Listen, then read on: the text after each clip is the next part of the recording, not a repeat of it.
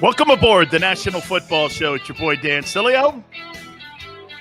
Thursday. I was just talking to my guys, man. We're a couple weeks away from Cowboys and Steelers showing up and getting ready for the Hall of Fame game in Canton, Ohio. I mean, we are here. Now, look, there's a part of me that says, okay, I can't wait for football season because that means the end of summer. But, man, I can't wait for football season. I so love it, man. So welcome aboard the National Football Show. Once again, another powerhouse show. We're going to go and span the globe, as my good friend Jim McKay would say. In this hour, we'll talk to Kim Bokamper, part of the broadcast team for the Miami Dolphins, former All-Pro himself. And we'll get his thoughts on Tua Tagovailoa, the Dolphins. You know, we had Armando Salguero on a couple weeks ago, and things have changed. Because now you're hearing people in the Miami front office making comments or at least leaking it out. You know, Tua's going to get an opportunity, and it's kind of with a wink.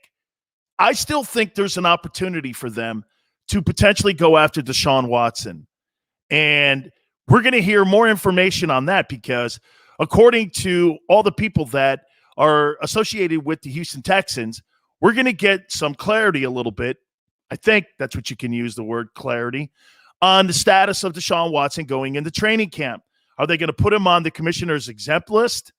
Are they going to shelf him? What are you going to do as these cases are still pending against him? And as I've been telling you, they're civil actions. So they're not really criminal actions. So I don't know, you can keep him out of training camp. But then again, Watson has said he'll never play with the Texans. So little bit of clarity needs to come out of the Houston Texans camp over the next week. I think that'll also clear up if there's going to be teams like Carolina and the Miami Dolphins, maybe even the Denver Broncos, that could make a play for Deshaun Watson. Deshaun Watson's one of the most talented players at the quarterback position in the National Football League, and he has made it very clear with his agent he does not want to play for that organization any longer in Houston. So we'll get that. Let me throw this at you. So tonight is game 2 of the NBA playoffs. Yeah, in case you didn't know it, game 2 is tonight. Bucks in Phoenix Suns. Okay. Phoenix ended up blowing out the Milwaukee Bucks in game 1. And by the way, ratings as expected, terrible. I'm just trying to figure out, you know, when you have your marquee event, these are your finals, okay? And you have your marquee event, and you're getting horrible ratings. You have very little storylines. You know what the storylines are in this thing? Chris Paul potentially winning a championship ring, which is dope. I'm all for this. That's good. But if you had to put Chris Paul on the scale of 1 to 20 when it came to being a star in the NBA, would you have him in the top 10? Maybe, right? But how many of the NBA guys really move the needle? Do you think Kyrie Irving moves the needle? The only reason Kyrie Irving moves the needle, it's for 2 things. The guy's a wacko and thinks the world's flat, and he's great. And Kevin Durant, with his, like, you know, his ghost accounts on Twitter, you know, and him going around arguing with nobodies with eggs on their Twitter page. And you got LeBron James. Anthony Davis isn't anybody you sit around going like this. Yeah, man, that's pretty interesting. You know what I'm saying? I mean, I look at that whole scenario there, and I'm like, what is the storyline? Giannis? How many people even in America even know who that dude is? Oh, yeah, the guy who won the MVPs back-to-back? Wasn't that Jabbar? No, man, wrong decade. Oh, okay, yeah, oh, yeah, the guy from Greece, I think, right? Oh, the Bucks may win. Great. You're not really captivating an audience out there that you're trying to grow your base. The NBA, as we said yesterday, along with baseball, okay, you have no idea how to promote your sport. You can't just wrap it all around LeBron James. And for the record, man, I don't think LeBron James is a needle mover. I really don't. Last year, they had ultimate low ratings with LeBron and his Lakers. Do you know the Lakers get trash ratings in Los Angeles? I'm going to tell you why. Doesn't it feel that Laker team, which is kind of slapped together like Lego blocks, wasn't really like a Kobe team, right? And I think, quite frankly, LeBron parachutes in, and all of a sudden, he's like the next guy, and he's supposed to take the baton from Kobe. I think Laker fans and Kobe fans looked at that guy and went, man, you ain't a Laker. You're a rent-a-Laker. You know, you look at certain guys who parachute into these places. I mean, you're not really a Laker. You're kind of wearing the gear. And that's why I think people look at LeBron and go, well, he's not really and when you think of LeBron, you don't look at him as a Laker. You look at him as a Cavalier. I don't even look at him as a Miami Heat. I look at him as a Cleveland Cavalier, right? So he's kind of like a rent-a-dude. You know, like Wilt was back in the day. Then you got baseball and their issues. I mean, look, you got one guy in the game right now that's resonating. And guess what? Baseball's afraid of him. Let me put this out there before we get into our sandbox of football here, and I'll show you why football rules. So baseball has a shining star right now, and they don't even know it. His name is Shohei Ohtani. He is a Japanese-born superstar. He's on pace for 62 home runs. What? And, by the way, he is an all-star pitcher. We haven't seen anything like this since Babe Ruth. He's the only dude, when you're in a conversation with Babe Ruth and you're actually being compared to what Ruth did back in the day when he was a superstar pitcher and he was arguably the greatest left-hand hitter in the history of baseball, you're in like select company.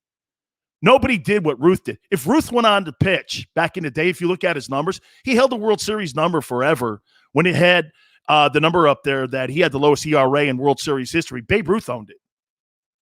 I mean, this guy was absolutely a freak show. I think this guy even won 20 games. I think he even almost won 100 ball games as a starting pitcher. And this guy hit 700-plus home runs. Come on, man. Okay? Come on. And don't give me the stuff that they didn't have African-Americans in the sport back then, because Ruth barnstormed with the Negro Leagues, and he hit 357 against guys like Satchel Paige. That's why Ruth, every time he got back to the beer drinking league known as Major League Baseball, he crushed them dudes. So Ruth's story is iconic. It's like him and then everyone else in the history of the sport. They got a guy in this guy, Shohei Ohtani. But baseball doesn't know what to do. You know what they're more concerned with? Moving the All-Star game out of Atlanta for political reasons and thinking that they're a political party and they move it to Colorado. That's the first and only storyline outside of Ohtani in the first half of baseball, is that they move the All-Star game. How ridiculous is that? That's what your narrative is? Football owns the sports page because of dumb moves like this. I'm going to give you a little history lesson here before we move on. It's funny, everybody thinks that the Dodgers, you know, in their great history, always looks at, you know, their historical move when they made Jackie Robinson the first African-American to play in Major League Baseball. Great move. Wasn't really the O'Malley family. It was Branch Rickey. Branch Rickey was the guy that said baseball needs this financially and spiritually and athletically. You think Walter O'Malley, the owner of the Dodgers, was going to go against his business partners? Never. He was never going to do that. But it was Branch Rickey. And by the way, so you know it was all Rickey. When Rickey got fired by the Dodgers back in the day, you know where he went? He went to the Pirates. And guess who he brought in? All the Dominican players. He brought Dominican and black players into Pittsburgh, like Roberto Clemente, Manny Sanguin, Willie Stargell. Why do you think the Pirates are so dominant back in the day? Because it was Rickey that set that up. It wasn't O'Malley. O'Malley was a viper to people in Brooklyn and on the East Coast. I'm going to make why baseball doesn't get it and football does here in a minute. So what did they do?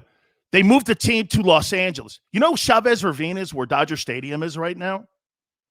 Hey, folks, that piece of land was given to the Dodgers. And you know what they did? They displaced Mexican-Americans and Mexicans that came up from Mexico. The Mexican population in Southern California hated the Dodgers forever. And it was one guy who saved that franchise in Southern California. I'd say he had almost as much of an impact on the sport of baseball and the Dodger organization as Jackie Robinson did. That guy's name is Fernando Valenzuela. Valenzuela was a Mexican-born pitcher who came into the sport and electrified it. You had Mexicans showing up for the first time who were thrown out of their homes in Southern California at Chavez Ravine. And it was him who saved the day. Baseball has another opportunity. With all the hate crime going on with Asian Americans and the growth of that ugly scene in this country, you got Shohei Ohtani. Why don't you put him front and center? Why don't you make that guy your poster child for what's right with your sport? You have an opportunity, but baseball's so afraid. You know, the stupid-ass writers that write for baseball, these are the same people that do this. Well, you know, the home run records and PED, who cares? You think the NFL gives a rat's ass about their record books? What do you think they change the rules for all the time? Nobody cares about receiving records or touchdown records or passing yards in the NFL. You know what they care about? They care about the cash register. And they care about making people go to the Red Zone channel so you can gamble. Why do you think you have DraftKings and all these other places now? You have that now because gambling is a major part of the NFL. And it's a good thing because it brings more money into the sport, which means it's funneled down to the players. Baseball is not afraid, or baseball is afraid. Football's not afraid. Look at this kid, Shohei Ohtani. He's an all-star pitcher and a superstar hitter, and you don't know what to do with him. Because you know why? You don't know what to do with your sport when it comes to promoting it. It's funny. You got Mike Trout on that same team. You never know it. Trout's considered like the modern-day Ken Griffey Jr. and Mickey Mantle, and nobody knows his name. It's crazy. I mean, baseball's so awful at promoting their sport. The NFL, they own it. No matter what's said, no matter who you're talking, you could be having a conversation about Jared Goff or Matthew Stafford, and you're going to move the needle because it's football. Because it's football. So I was talking to the guys. Let me move on here. So I was talking to the guys before we went on, and I guess Danny Green went on a podcast and started bitching about Philadelphia fans.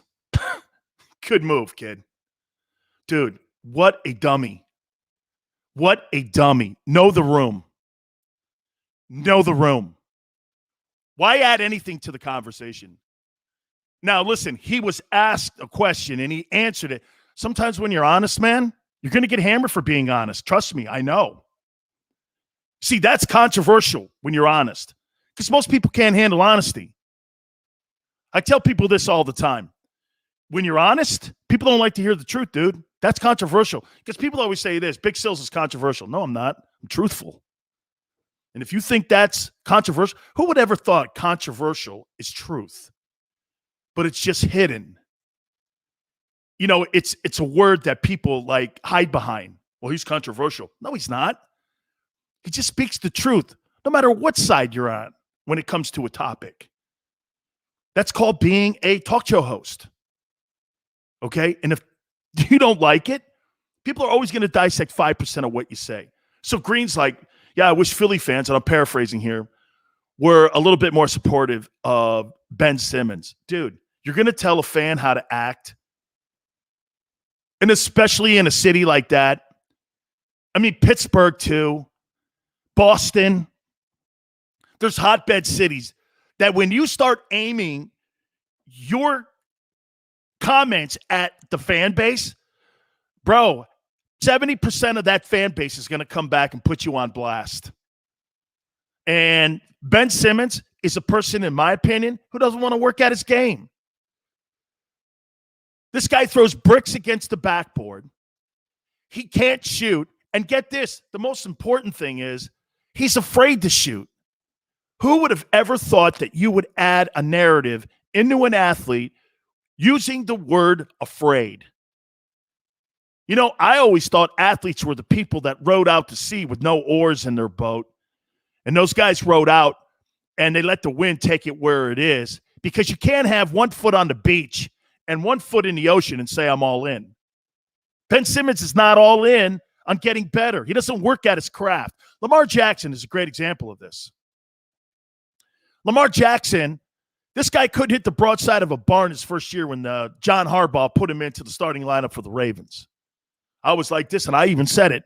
That guy will never be in this league past 5 years. I said that. What did he do? Goes into the offseason, works his ass off. Leads the NFL in passing. This guy's now won 80% of his ball games. They're working on a long-term contract extension for him. He's must-see television. I'm wrong. I don't try to jam that square peg into a round hole like most of the old fart sports guys do. I'm wrong. That guy's a star. But you're glad to see that. I'm not rooting against Lamar. It was an opinion. What did he do, though? This guy went out and worked his ass off. You know what Simmons does? He eats ding-dongs and devil dogs all day. Doesn't work at his craft, and then bitches and cries about people going like this to him. Why are they mad at me? Because you suck when it matters. Yeah, but I'm one of the best defenders. Hoss, they're paying you that money that you're making for a reason. Not to just be, well, kind of a one-way player. Draymond Green's that guy. You want to be considered Draymond Green? By the way, Draymond Green's probably going to be a Hall of Famer. You want to be that guy? Sixers have different aspirations for you. Actually, get this. This is always a troubling thing when an organization, football, baseball, what have you, when they have more expectations than the player himself. That's what's going on with Simmons. The Sixers and general manager Daryl Morey have more expectations. But I'll tell you what's something that I hope doesn't happen that happened with Carson Wentz in Philly. The more you dog that guy, the more there's going to be a narrative that's going to be put out there that this kid blows, he's no good, he's not somebody you want on your team. Congratulations to you. Now you're not going to get what you want in market value return. Okay, so Philly fan, do this.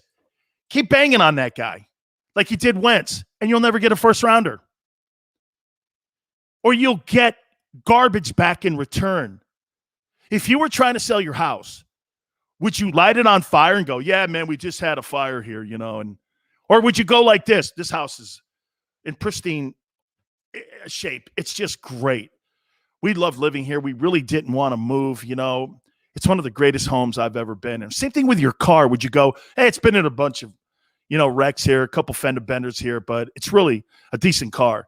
When you say this, man, I love this car, man. I've had it for 200,000 miles.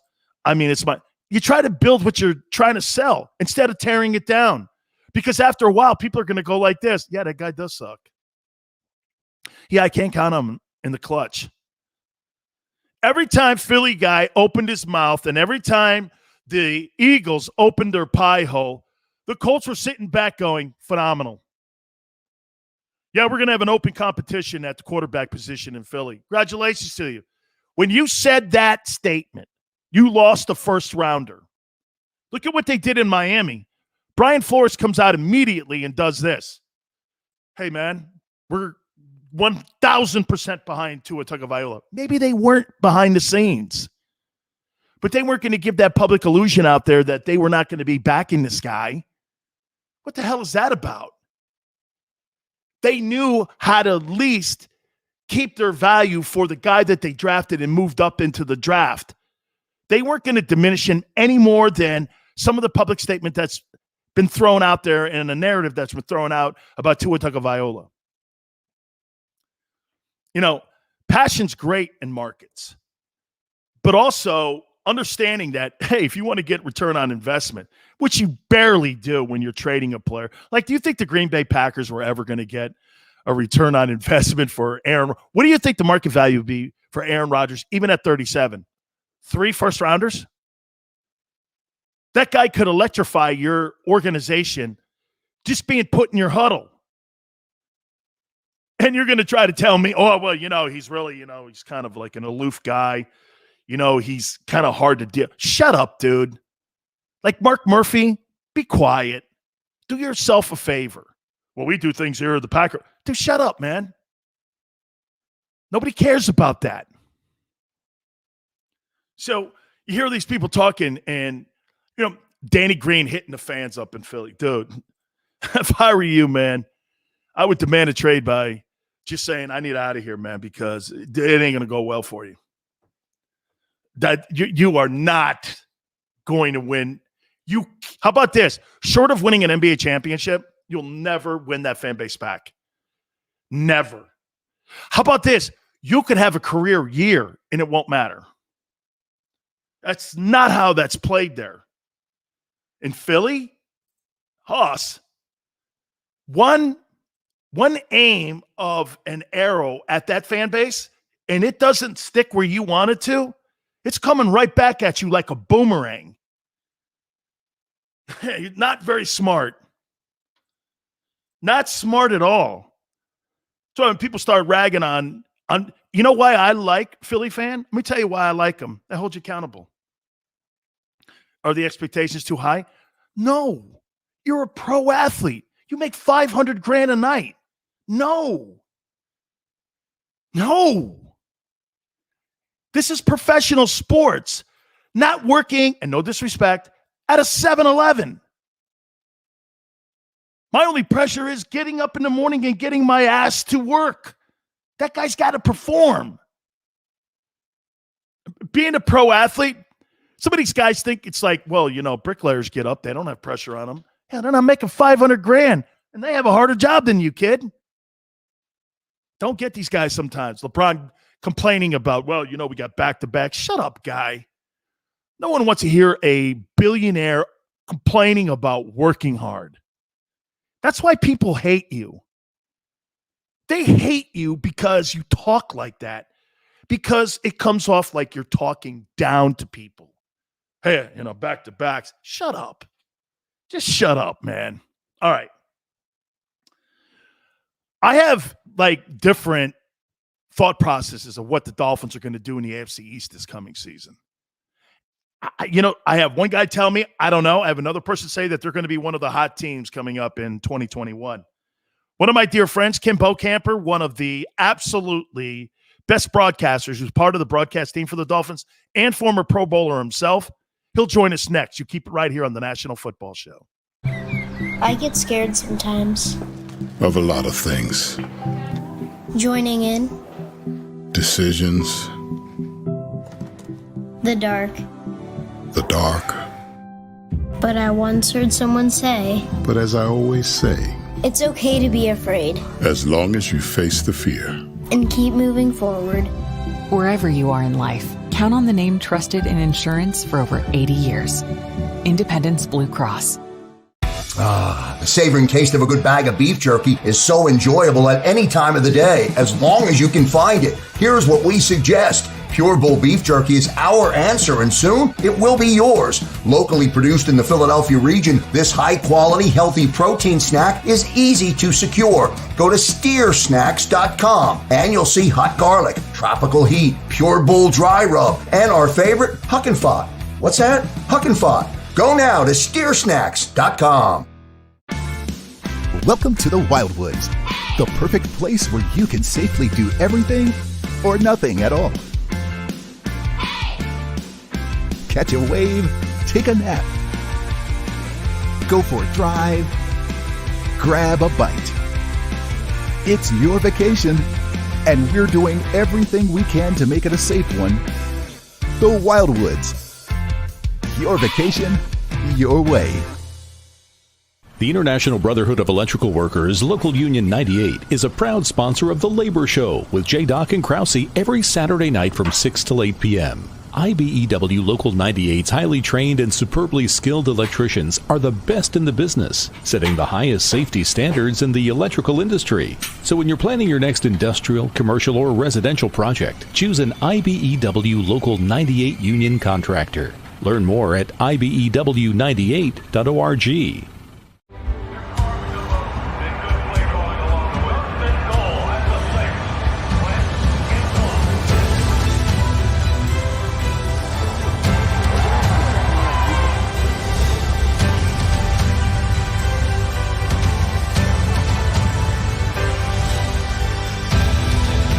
Field of life, First Trust Bank is there for you. Champions on three. 1, 2, 3. Because Philadelphia dreams deserve a Philadelphia bank. This is a key.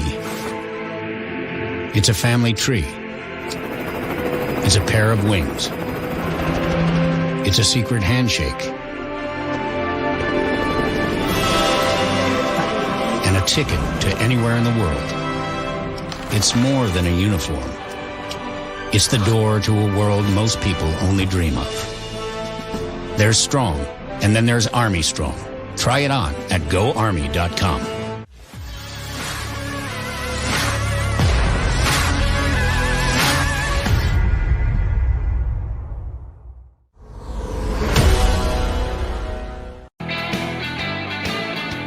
Welcome back to the National Football Show. Dan Sileo.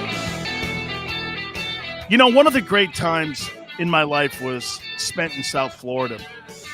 And it was so cool because I played my college football at the Orange Bowl, and I had a chance to be in the Orange Bowl with the Miami Dolphins at the same time. And I'll tell you what, during the 80s, we didn't lose a lot of games, both teams.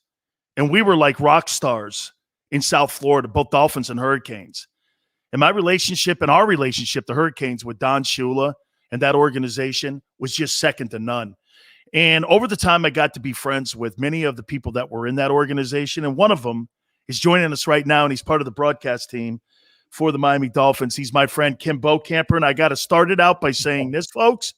Let me show you this here. Kim signed this for me a couple years ago at his bar down in South Florida. There it is, Kim Bokamper. And here he is with us right now. Kim, how you doing, brother? I'm doing great. It's funny. It's nice talking to you again. Haven't talked to you in a while, but I'm looking at your pictures in the back, and I see you in those glorious Tampa Bay sherbet colored jerseys and the number 93. And I see the number 93. It reminds me of the first time I ever saw you. I was at, I don't know if it was a practice or a scrimmage or something, and I look on the field. I go, geez, look at that guy 93. I said, that guy looks strong. And he goes, yeah, he is strong. I said, what does he lift? He said, he lifts the whole gym. And so, that's one of my first recollections of you. I got to tell you, too, and Kim, before we move on here to the current Dolphins here, I want to give you a Don Shula story. So we get back from beating, I think it was Oklahoma in 85. Yeah. And Coach Shula comes over to our practice, and he goes, listen, we got a game on Monday night, and it's against the Chicago Bears. Yeah. Why don't all of you guys come over, and you guys could stand on the sidelines, and you guys can root us on here. Yeah. You know, we all played at the Orange Bowl at the time, Kim, and it was so awesome because Coach Shula really, and this is when him and Jimmy were friends, and it was really a wonderful time being in that building. And there I was. I'm standing on the sidelines. I'm watching Dan Marino and that Miami Dolphin team beat that undefeated Bears team that night. That had to be one of the most electric nights in that building that I ever remember. We won a lot of football games. You guys won a lot of memorable games in that building too. But, man, that just shows you the relationship that the two teams had back then. It's funny you mention that because, I was on the sideline for to me, the game that got Vinny Testaverde the Heisman Trophy when he beat Oklahoma, and they just buried Brian Bosworth in that game. I was there for that game. I was standing on the sidelines for when the first national championship against Nebraska, because Howard was the defensive coordinator when I first got the Dolphins, and then he goes to the University of Miami, and there's a kinship. So really the whole time I was in Miami, because I had the first year in Miami, they were getting ready to do away with the program. They were ready to banish. No one was coming. They were playing on Friday nights, and then all of a sudden Howard gets there and turns around. And from that point forward, I think even to this day, there is a relationship between the Miami Dolphins and the UM. They're still playing in the same stadium. It's Hard Rock Stadium, but still playing in the same stadium. And I think there's a symbiotic relationship that's existed for a long time between those teams. And the only bone I have to pick with the Miami guys, and probably Billy Corbin for more of the Post said, that in the what was that, his documentary about the Canes? 30 for 30, yeah. 30 for 30 on the Canes. He says, the Hurricanes were more popular than the Dolphins. They could get it. Well, wait a minute. We played two Super Bowls during that time. We may not have been going to the same places they were going, but we had our places to go to. Yeah.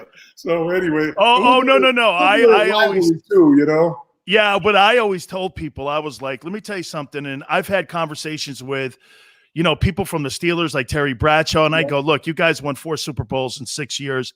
That's truly remarkable what you guys accomplished. But that Dolphin team went to 3 AFC championships, won 3 of them in a row. And on top of that, one of those teams was undefeated, and they won 2 back-to-back Super Bowls. I don't know about you, Kim, but you talk about a span of football during that time.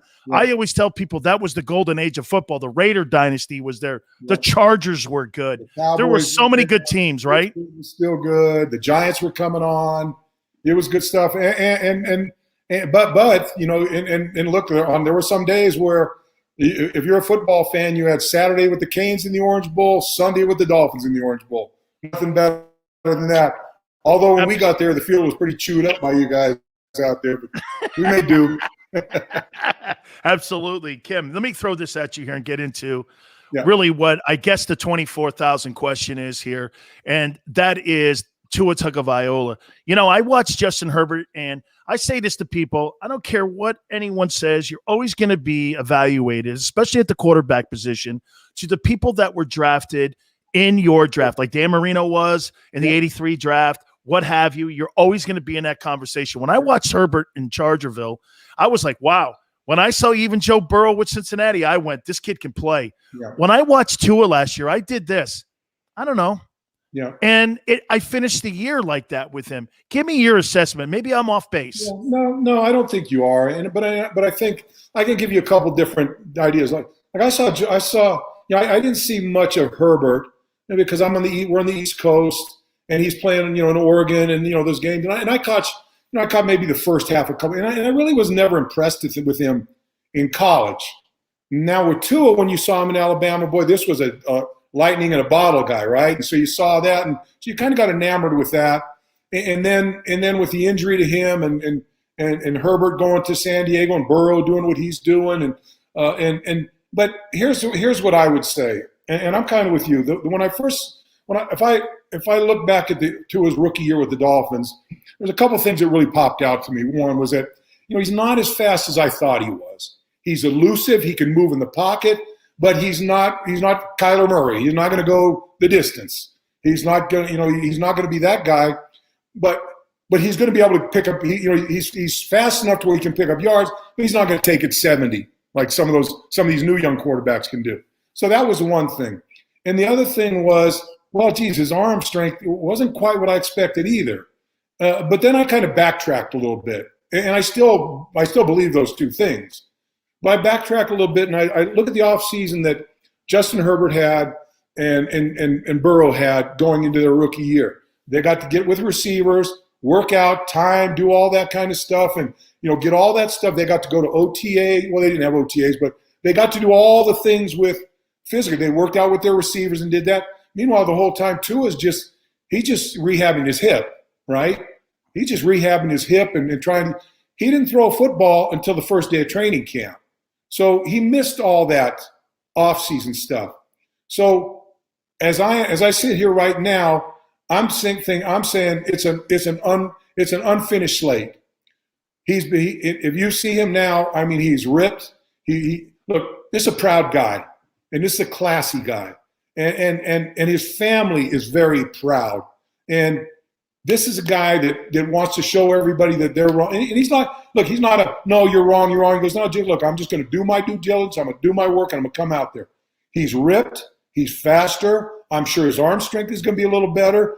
We'll see if it translates. I think, to me, this is the year to evaluate Tua rather than last year, because you also had the Fitzpatrick thing in there that was kind of quirky, and they put him in, and Tua. It was just an odd situation.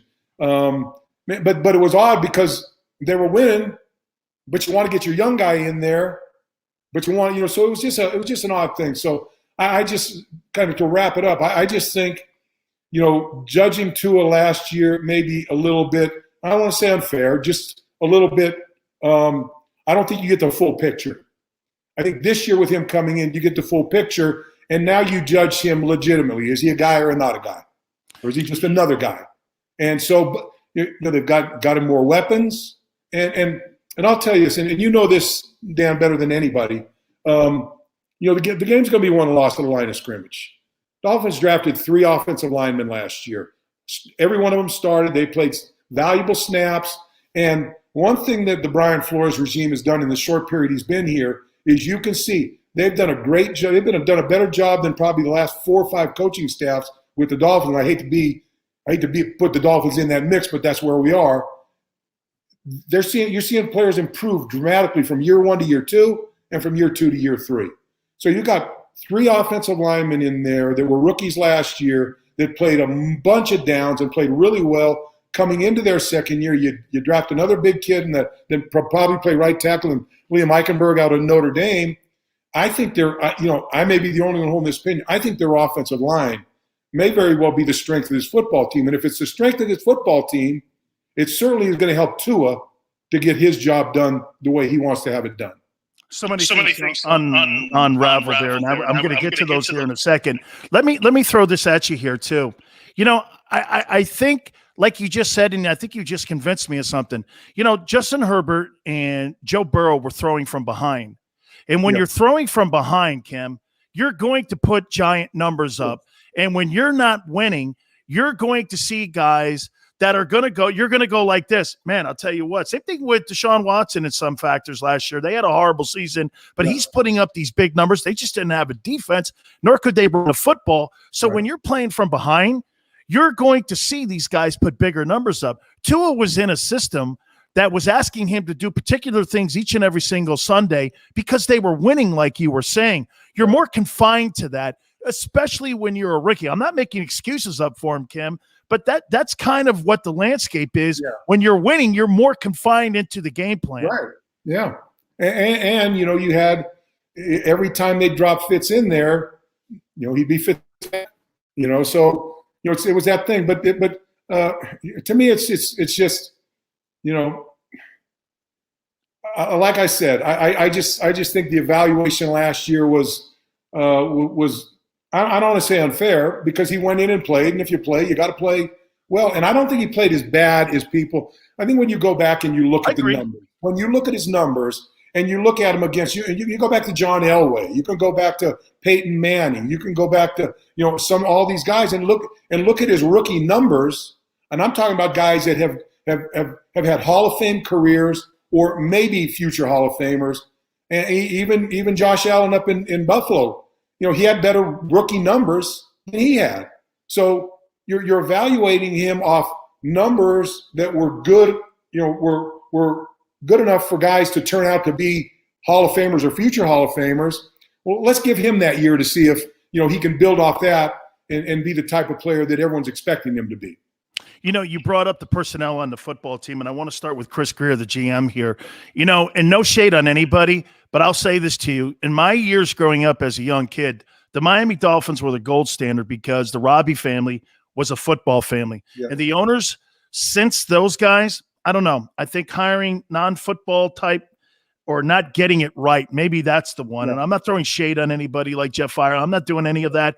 But the Robbies were great talent evaluators, or they had people in the building that knew how to do it. It just seems to me that Chris Greer is bringing guys in, and there seems to be a better evaluation of who these guys are.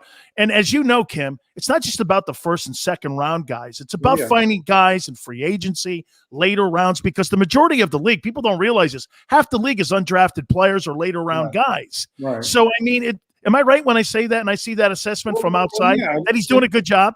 Well, look, they go out and they get this kid from Oregon, Javon Holland, a safety. They got a bunch of safeties. This guy over this offseason has been, you always heard his name. Hey, this guy's going to be good, So, and here's a third round guy that's probably going to start for this team. But I think there was a number of things going on during that era, and it was a bad era. It was the Joe Philbins. It was it was a disaster for this franchise, but it wasn't all about personnel. It was a little more of, well, who gets credit for this pick? Or who gets credit for this pick if it's a bad pick? That wasn't my decision. But the good pick, oh, yeah, that was my guy. I picked him. So to me, the power struggle within the organization, I think, did a disservice to the players on the field, because some people within the organization, and they're not here now, but some people were more concerned with how they were going to climb their way over somebody and get to the top, rather than, let's for the good of the football team. I can tell you this right now: between Chris Greer, between Brian Flores, going all the way up to Stephen Ross and Tom Garfinkel, the president, all those people, everybody's on the same page. Nobody's fighting for, being this guy or that guy. It's all about putting a winning football team on the field. They just opened up a brand new $50 million training facility that they'll go into this year. And again, it's just a commitment of what the owner does for this football team. So to me, I think that with that era which was about probably maybe 2 decades almost. To me, it's like LA. You could push it in the ocean and let it drift off, and I wouldn't miss it for a moment. Let's consider what's left over. You know what I mean? Absolutely here. So you mentioned Brian Flores, and I had Armando Salguero on with me a couple weeks ago, and I'm impressed with him. I am, and I think Rome's not built, as they say, overnight. It takes time, especially when you've been, like you said, the last 2 decades. This franchise has kind of like been teetering. It's just been floating out in the ocean, or 1 foot on the beach and 1 foot in the ocean, not really all in. And now I watch this guy coach. The first year he coached, the last quarter pole of the season, the final 4 games, I went like this. I think you guys beat the Eagles and maybe the Seahawks or something like that. And I went like this. This guy is coaching a bunch of nobodies and winning ball games. Yeah. And I was so impressed with him. And it seemingly has picked up. He obviously has to get to the postseason. He obviously has to win games. But the silver lining is this team's getting better and better with him. Do you agree? I know 100%. His first year. I'll give you how the first year went. I remember opening day. They'd gone through the preseason, got their last cuts, did the whole thing, and then Thursday before the Sunday game open for the home opener on Sunday, and I'm not sure if it was New England or somebody, but it was I think it was New England. But anyway, they signed 3 offensive linemen on Thursday. Those 3 offensive linemen started the game on Sunday. I talked to all 3 of them after the game, and I asked them the same question. Hey, how'd you find the stadium? They go, we had to Google it. We got to put it on Google Maps because we didn't even know how to get to the stadium. And the one guy said, well, I finally found out how to get to the stadium. It took me another half hour to find out where the locker room was. And those guys started the game. And they changed that offensive line every game of that season. They never once did they play 2 weeks in a row with the same 5 guys on the offensive line. That's just the offensive line. And it was the same thing was going on with everybody. But they were, what they were doing? They were, look, these guys, there was a bottom 7 deal. The bottom 7, let's get rid of them, get 7 other guys, and see if we can pull a guy out of it. And so it was kind of that thing the whole season. But somehow, even with that, and that was going on till the end of the season, even with that said, they won 5 games and looked like a really good football team. And I don't really like these things about culture and this and that. Everyone wins this. We have great culture. Same team loses the Super Bowl with virtually the same team next year, and our culture was horrible. You know what I mean? But what he did come in and establish like very simple things. He painted on the wall, a TNT on this wall, and it said takes no talent. And so guy jumps off sides, hit the wall. Guy jumps off sides again, whole defense hit the wall, including coaches. So I was asked a question during a game, in a post game, the first year they had beaten the Jets and Adam Gase.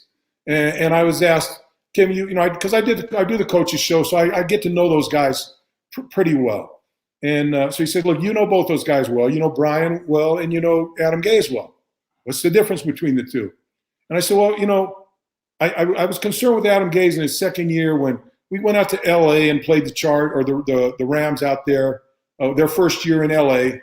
And the Dolphins played horribly. They had 19 or 20 penalties. They couldn't get out of their own way. They couldn't get past the midfield. But on the last play of the game with 6 seconds left, Tannehill has Devontae Parker in the corner for a touchdown. They win the game 7-6, right? So they win the game.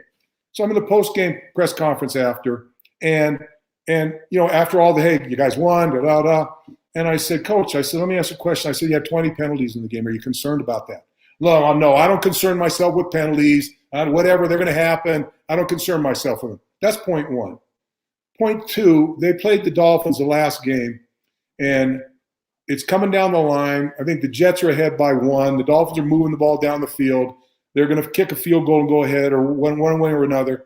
And I look at Adam Gase, and he's over on the sideline, sitting on the bench by himself with his play calling thing, just like this, not paying attention to the game. Now Brian Flores, during the same time, he's engaging with his whole team, offense, defense. Come on, you guys, we got to getting involved. So that's one thing, being on a game day coach, that I saw different. And the other thing is, Brian came in and said, we're going to be the least penalized team in the National Football League. And they went from being, I think, like maybe 29 or 30 under Adam to being number 3 in his first year. And you know how much difference that makes in penalties, in stopping drives, and all those things. Field position. And again, doesn't take talent to stay on sides. That's discipline. So, it wasn't culture, it was more discipline, this and that, and accountability, And so that to me was a difference between the two coaches. And look where they're at now. He's on the ascent. And I don't even know if Adam even has a job in NFL this year. Two different coaches, almost in the same organization, within a very close proximity, and two completely different personalities of team and coaches. One's working and one was a disaster. 2 last questions for you, Kim, and you bring up a great point there about coaching. You're probably then not surprised that with all that kind of inconsistency at the coaching level, to see what Ryan Tannehill's doing then in Tennessee, because he's now got coaching and structure around him, because Mike Vrabel comes from that New England Patriots. And now we're talking about another Patriot coach with Brian Flores. So you're talking about the discipline. Pre-snap penalties drive me crazy because, like you say, it takes no talent to stay on sides. It just takes discipline to do that. So you're probably not shocked on what you're seeing with Tannehill. He signs a $29 million per year deal with the Titans because he's in a good system now. Yeah, no doubt. And look, let's not, he's got a pretty good running back there that helps him. Absolutely. Helps him out a little bit. I believe me, when the draft came around, we had the 18th pick. I come on, Najee Harris. I could just see him helping out too. But that's another story. But that certainly helped him. But yeah, I think he got into a program. There was more discipline. There was, and look, he had a great running back, but he certainly did his job. He made a lot of good plays, made a lot of big plays, did a lot of things. And I think his time with the Dolphins was retarded by the inconsistencies, different offensive coordinator, different head coach, this guy, that. It just, the offensive line coach changes. Players that shouldn't even been playing on the field, but that's what they had. And so, yeah, Ryan was frustrating for me as a fan because I knew he had it in him, but I knew also that he really didn't have everything around him to take that next step. Maybe had the Dolphins drafted Derrick Henry, maybe it'd be a different story. But yeah, I think that, and I really, to this day, I think he really got a bum rap from the fans and the media in South Florida. Absolutely. Final question for you here. All right, with all this being said, last year's record, the improvement that we've seen over the last couple of years, your expectations are what in 2021? Well, look, I've said this on the air a number of times in different avenues. I think this team's Super Bowl window opens either this year or next year, and I think they've got a 5-year window. Look, these days it's a 5-year window, right? Because if you win, then everyone needs big raises, and then you start losing players to salary cap. Although Tampa's been able to keep their whole roster, but normally that doesn't happen. So I think this team. Look, this team is very young. I think they've got one player over 30 years old.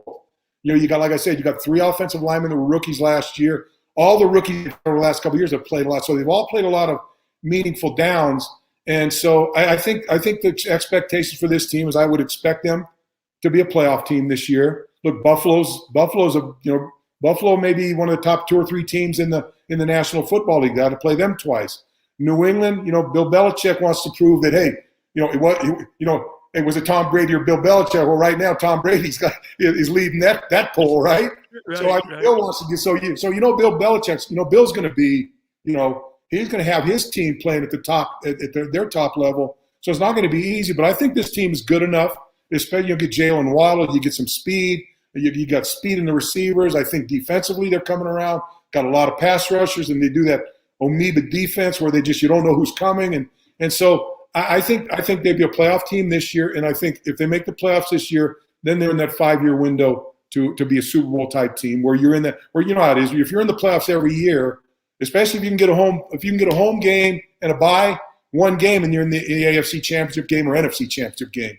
And you know, that's the advantage that New England's had for a long, long time. Absolutely. So I would suggest to everybody out there that's listening to me, when you're in South Florida, Bokampers, I used to broadcast my shows each and every single Friday from Bokampers, and the burgers, sensational. Best burgers in South Florida. Kim, I love the place, man. And Appreciate it. Marino used to come by all the time. All the guys would step in there, and I think he was looking for a free meal, but I don't know. Dan, you've been around football players a lot. How many of them aren't looking for a free meal? I'm sorry. I'm guilty too, man. Maybe that's what I'm doing here, Kim. Did you get the hint? Hey, I get the hint. You've been on full scholarship for a while, so you can be on full scholarship when you walk in my door. All right. You got it, Kim. Thank you, man. I appreciate catching up again. It's so wonderful to see you. Thank you, Kim. Good luck. You got it. Kim Bokamper, part of the broadcast team for the Miami Dolphins. We'll take a brief time out. Hit you back up here on the National Football Show. I get scared sometimes. Of a lot of things. Joining in. Decisions. The dark. The dark. But I once heard someone say, But as I always say, it's okay to be afraid. as long as you face the fear. And keep moving forward. Wherever you are in life, count on the name trusted in insurance for over 80 years. Independence Blue Cross. The savoring taste of a good bag of beef jerky is so enjoyable at any time of the day, as long as you can find it. Here's what we suggest. Pure Bull Beef Jerky is our answer, and soon it will be yours. Locally produced in the Philadelphia region, this high-quality, healthy protein snack is easy to secure. Go to steersnacks.com, and you'll see hot garlic, tropical heat, Pure Bull dry rub, and our favorite, Huck and Fod. What's that? Huck and Fod. Go now to steersnacks.com. Welcome to the Wildwoods, the perfect place where you can safely do everything or nothing at all. Catch a wave, take a nap, go for a drive, grab a bite. It's your vacation, and we're doing everything we can to make it a safe one. The Wildwoods. Your vacation, your way. The International Brotherhood of Electrical Workers, Local Union 98, is a proud sponsor of The Labor Show with J. and Krause every Saturday night from 6 till 8 p.m. IBEW Local 98's highly trained and superbly skilled electricians are the best in the business, setting the highest safety standards in the electrical industry. So when you're planning your next industrial, commercial, or residential project, choose an IBEW Local 98 union contractor. Learn more at IBEW98.org.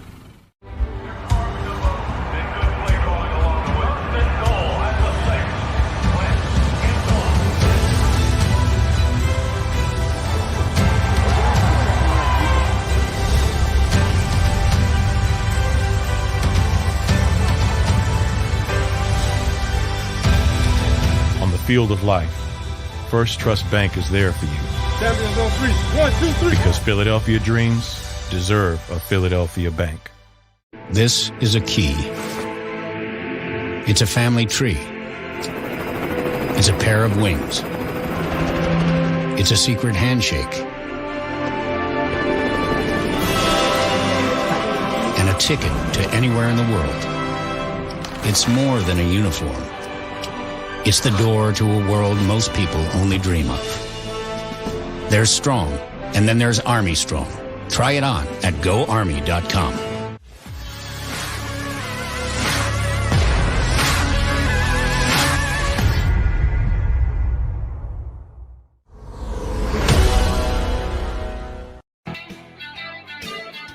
Welcome back to the National Football Show. Dan Sileo. If you go over to my Twitter page now, at Dan Sileo Show, Tim Brando from yesterday's conversation is retweeting some of the bites that we had on the show and some of the questions that we asked him. And, you know, he's, as you could tell, he's a fiery guy, doesn't really like the NCAA. He was commenting on Reggie Bush. And I said, hey, okay, so my college car was a Corvette. Okay. And he's like, I dare you to post it. So I posted it. My red Vet's on, you know, statute of limitations and now the new nil law. You know, I think you're going to get more stories of people talking about what went on during their college days. It's funny, you know, when we were winning the way we were winning back in the day, the University of Miami, I'll give you a story of an agent, and he's a prominent agent. I won't give you his name. I can't do that because I don't want him coming after me. But he is probably the second biggest agent in the NFL. His base, because I think that'd probably even give it away. Maybe you can deduce it from these comments here. Let's see. So we had so many guys on our football team that was, you know, considered top flight guys, first round draft choices. I told you, man, there'd be any time on the field when we're scrimmaging, there's 10 first round draft choices to the NFL. I think my 86 team, I think 68 guys were drafted in the first 3 rounds off that football team. I think there were a couple first overall picks and a bunch of first rounders that were on that ball team. So to have people in the community give you money was, you really had to fight it off. After games, hey, man, all of a sudden, you know, those $500 handshakes? See, at Miami, they were $500 handshakes. This was 1986. They weren't $100 handshakes. It were like Kim Bokamper said, man, when you were playing back then, it was the rock star Hurricanes.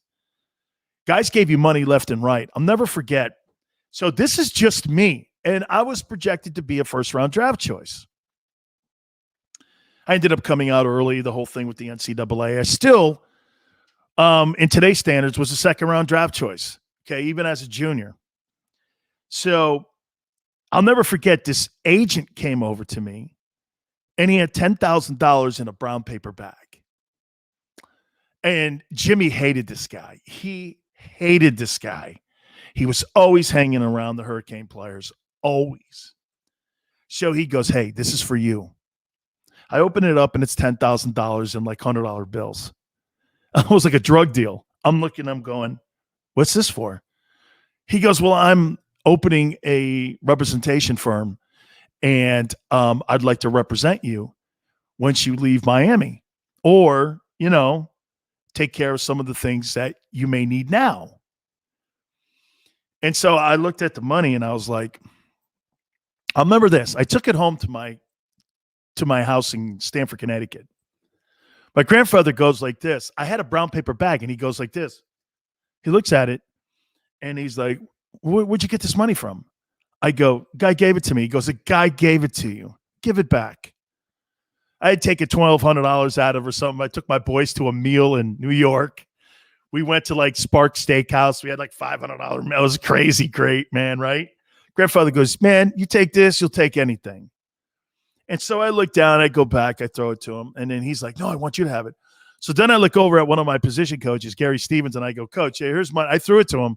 And I went like, he goes, oh, no. I threw it to him. I said, you need this more than me.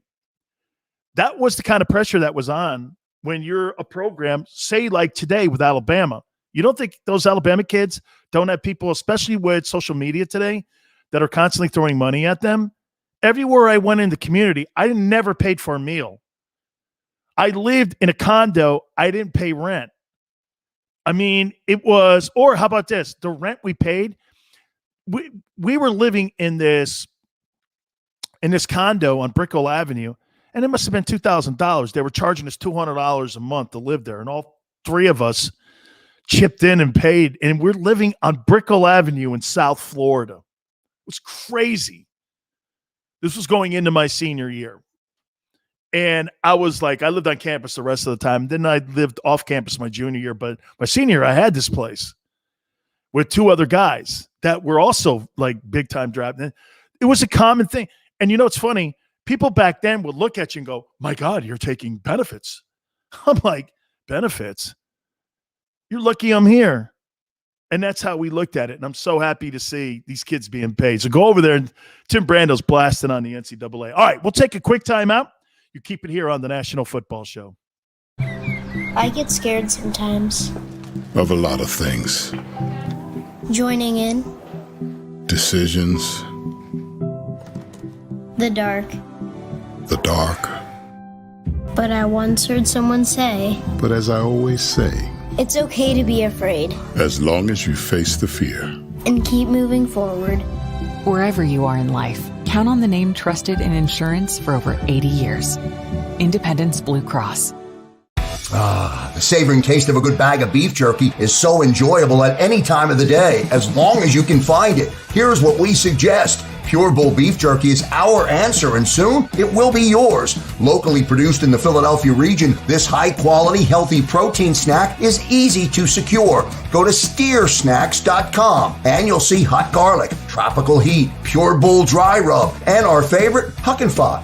What's that? Huck and Fod. Go now to steersnacks.com. Welcome to the Wildwoods, the perfect place where you can safely do everything or nothing at all. Catch a wave, take a nap, go for a drive, grab a bite. It's your vacation, and we're doing everything we can to make it a safe one. The Wildwoods. Your vacation, your way.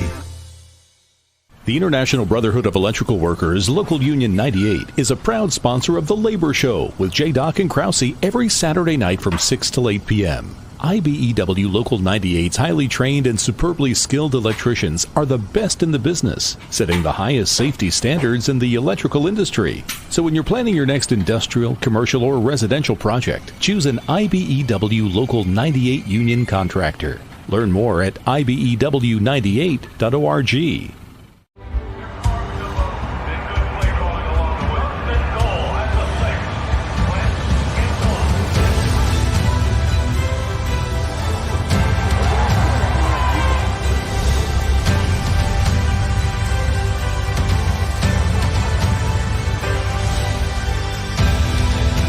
Field of life, First Trust Bank is there for you. Champions on 3. 1, 2, 3. Because Philadelphia dreams deserve a Philadelphia bank. This is a key. It's a family tree. It's a pair of wings. It's a secret handshake. And a ticket to anywhere in the world. It's more than a uniform. It's the door to a world most people only dream of. There's Strong, and then there's Army Strong. Try it on at GoArmy.com.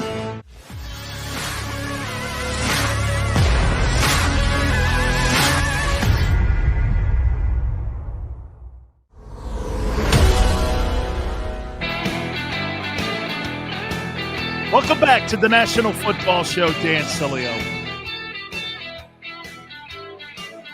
Doug Williams' son now follows us again on Twitter.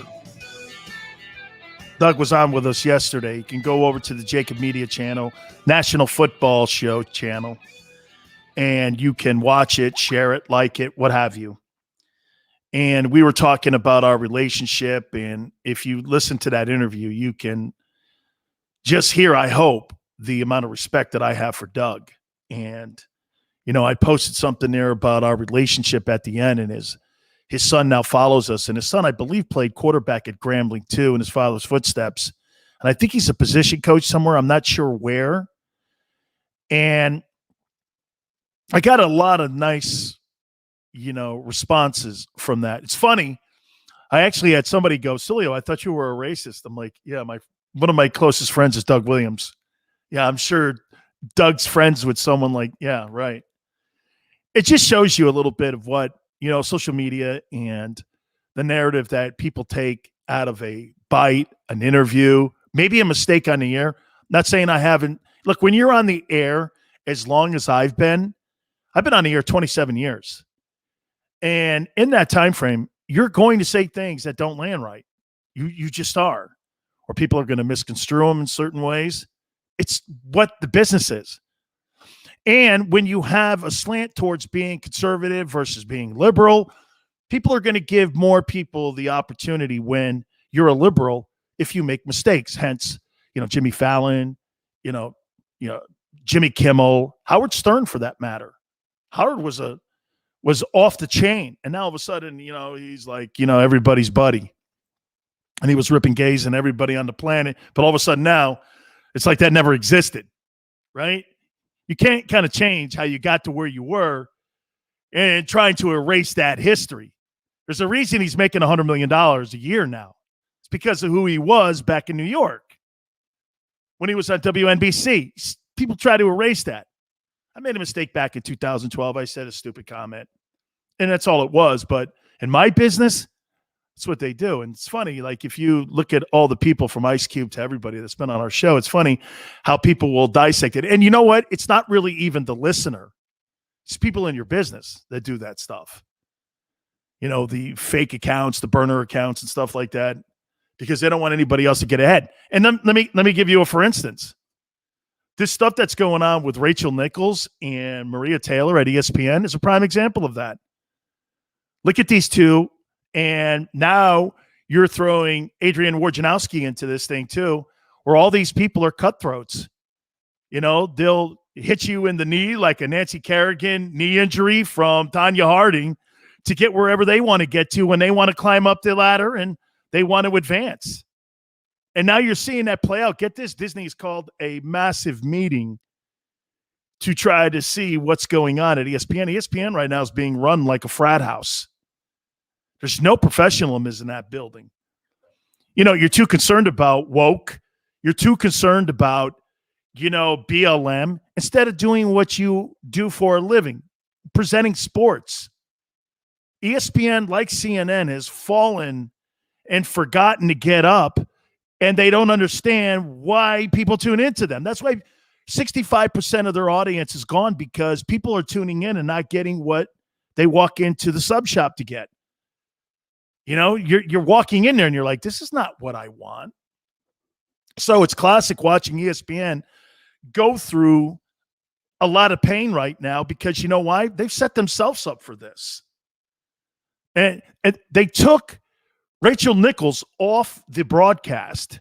It's in her contract that she's involved in it, but they took her off it. It's crazy. And you're watching this drama. That's better drama than the NBA finals are right now. And it's overshadowing it. Even the commissioner, Adam Silver, mentioned it yesterday. He brought this dynamic up. That's a sad state when that's part of the narrative. One of the things you're told when you're a broadcaster, don't be part of the story. That's journalism 101. For the record, I'm not a journalist. I am a broadcaster type personality guy, and I've always said that. I'm not a journalist. I have an opinion. Journalists don't have opinions. Op-ed people, radio hosts have opinions. Okay? Journalists who call themselves journalists and have opinions, they're activists. They're not really journalists. You're not a journalist when you're somebody like Jim Acosta and you're going around using the big lie and every place he goes, and he's the personal hitman for Trump. That's not a journalist. That's an activist. And it's crazy to watch this play out on ESPN during the NBA Finals. All right, let's move on here. So this year, think of all the accomplishments that Tom Brady has accomplished in his legendary career. Let me throw a number at you that may never, there's numerous numbers that Tom Brady will never have approached. He's going to be considered like the Wilt Chamberlain or the Wayne Gretzky of the NFL after a while, because one, he's played so long, and secondly, he's won at such a consistent pace that nobody is even going to broach what he's done. I mean, the second best quarterback resume-wise, in my opinion, and I'm talking about the modern day, I'm saying it's Montana. And he's still a tunnel away from being in the same conversation with Tom. I mean, Tom's almost doubled him in Super Bowl victories. Joe's got 4. He is 4-0. And Tom's 7-3, been to 10 of these things. How crazy is that? Brady's been to 10 Super Bowls. Now he's coming up on a magical number 2.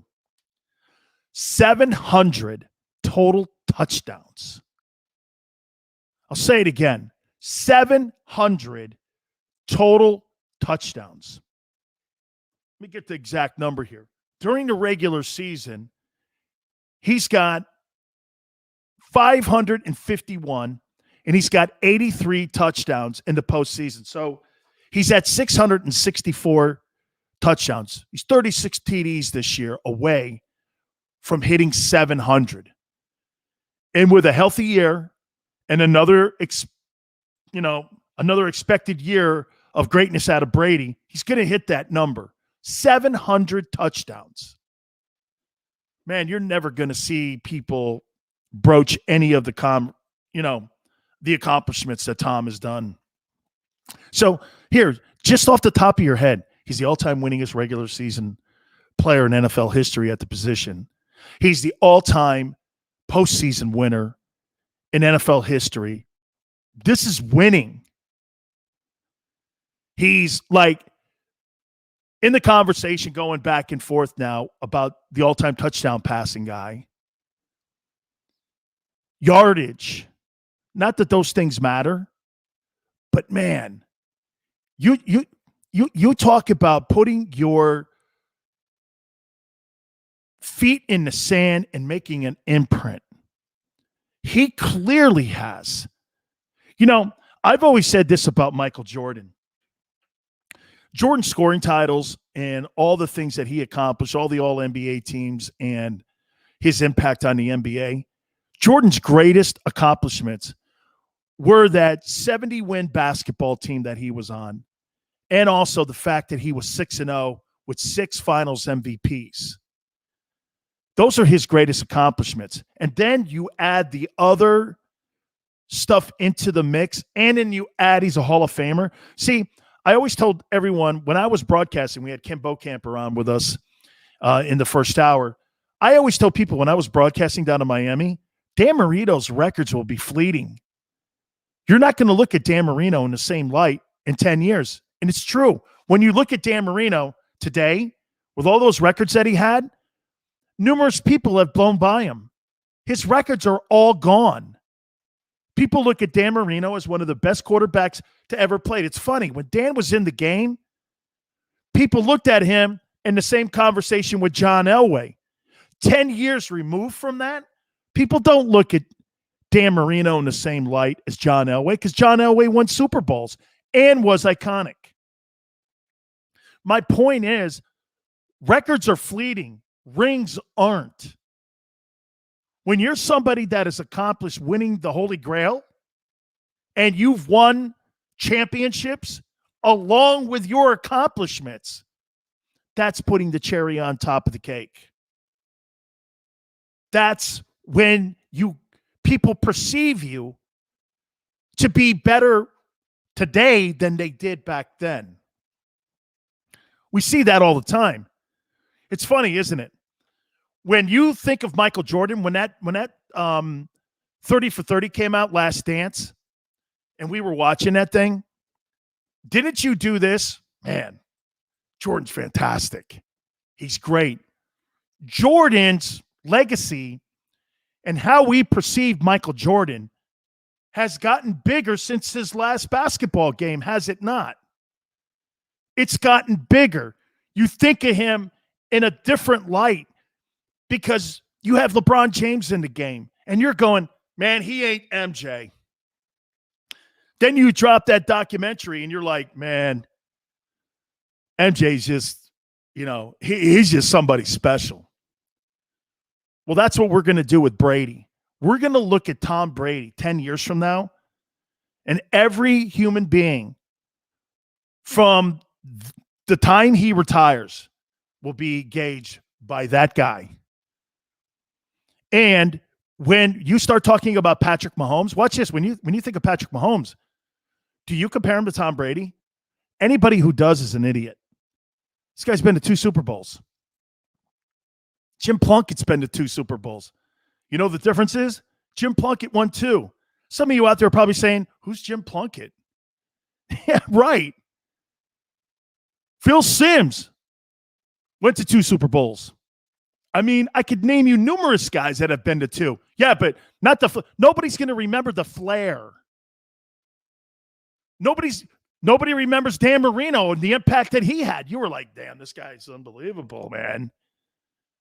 Unless you were somebody associated with the team at the time, today, you think some 25 or 30-year-old kid knows that Dan Marino was a sensational superstar, unless you YouTube the dude. That's the difference when you have rings and records.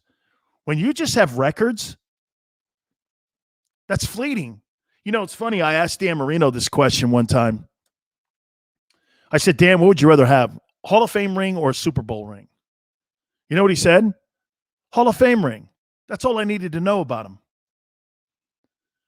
Dan was more concerned about filling up a stat sheet and his biography and his legacy than he was about winning. Now, does that mean that Dan wasn't in the profession of winning? No. It just meant that he thought more of his record book. He kind of was more like a wide receiver playing the quarterback position. And again, it's funny when you say that, people always assume, what are you saying, that he doesn't believe in winning? No. I think every quarterback wants to win. Everyone knows that winning is the ultimate litmus test. Everyone knows that. So, no, I think he totally wanted to win. But what was more important to him? What was more important to him was being Dan Marino, the superstar quarterback that threw for a boatload of yards but didn't quite frankly, win everything. He only went to one of those games, and Montana blew him out. Better team? Yeah, I'd debate all that. Sure, okay.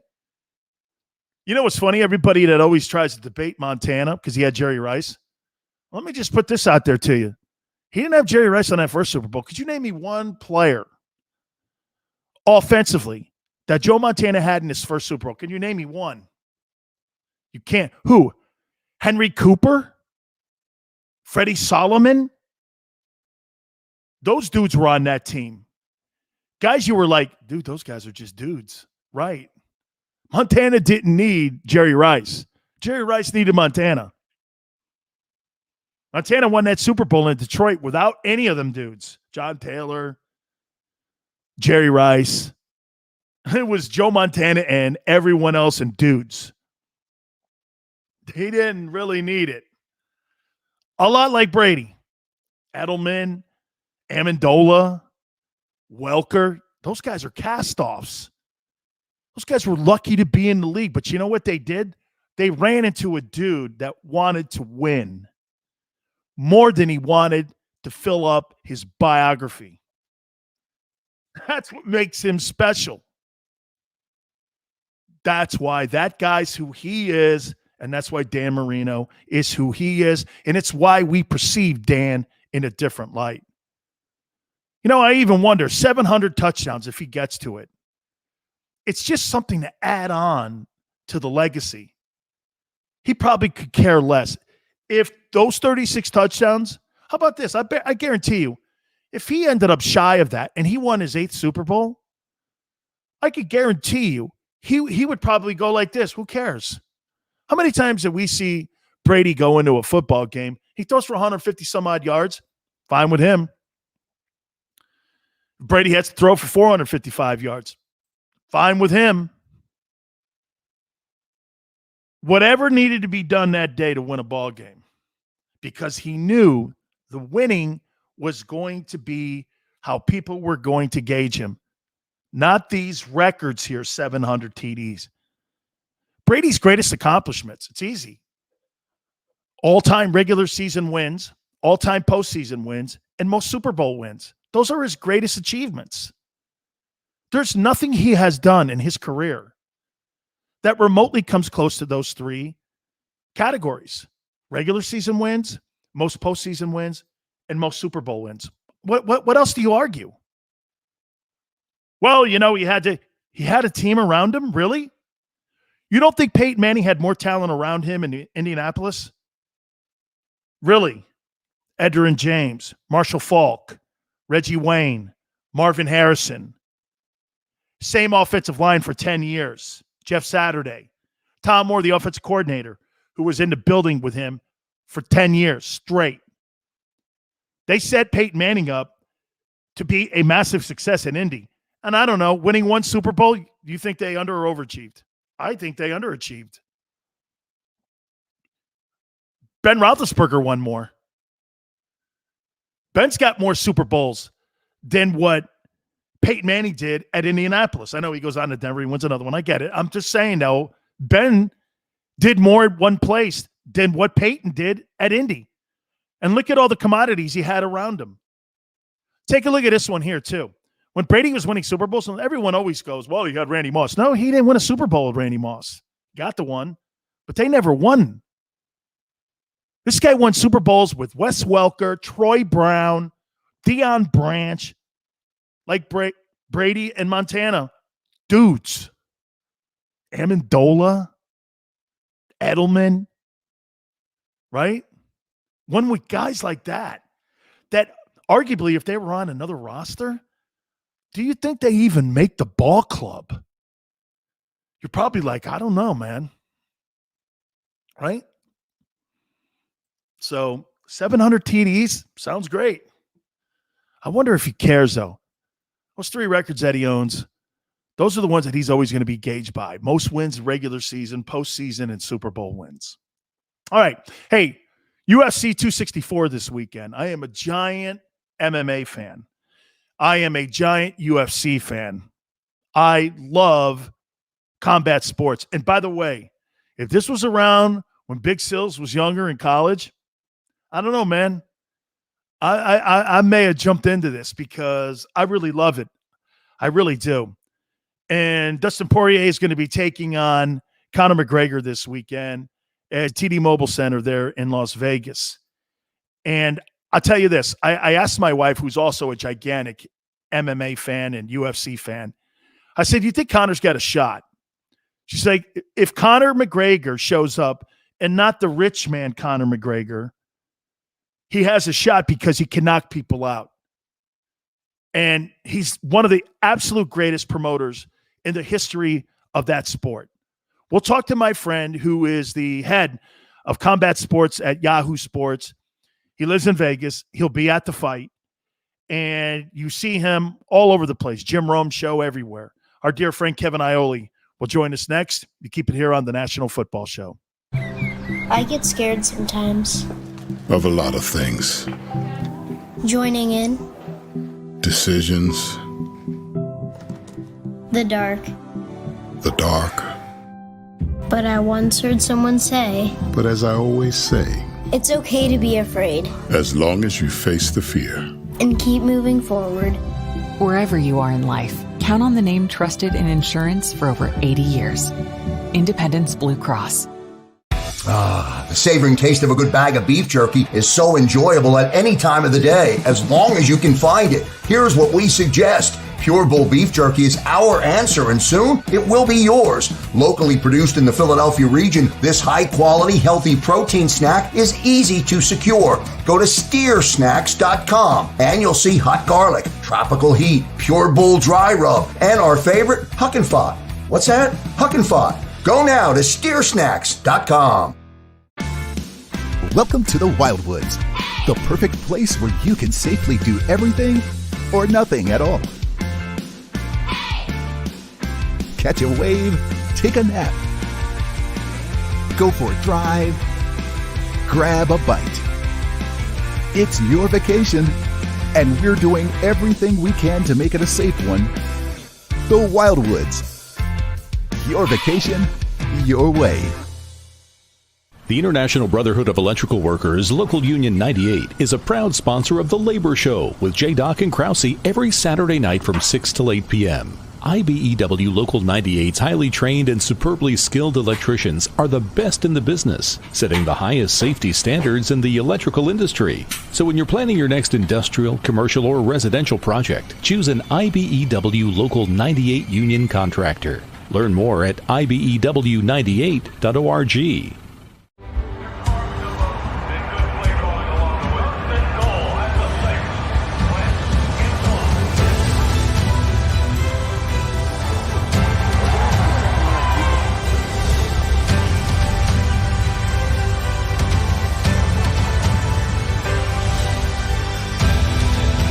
Field of life, First Trust Bank is there for you. Champions on three. 1, 2, 3. Because Philadelphia dreams deserve a Philadelphia bank.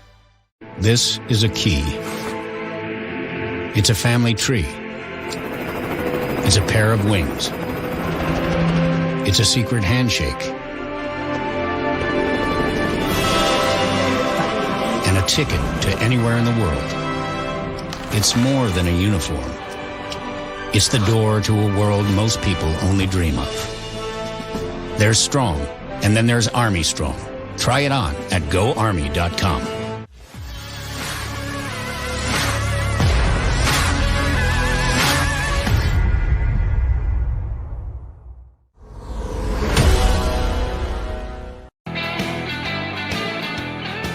Welcome back to the National Football Show. Dan Sileo.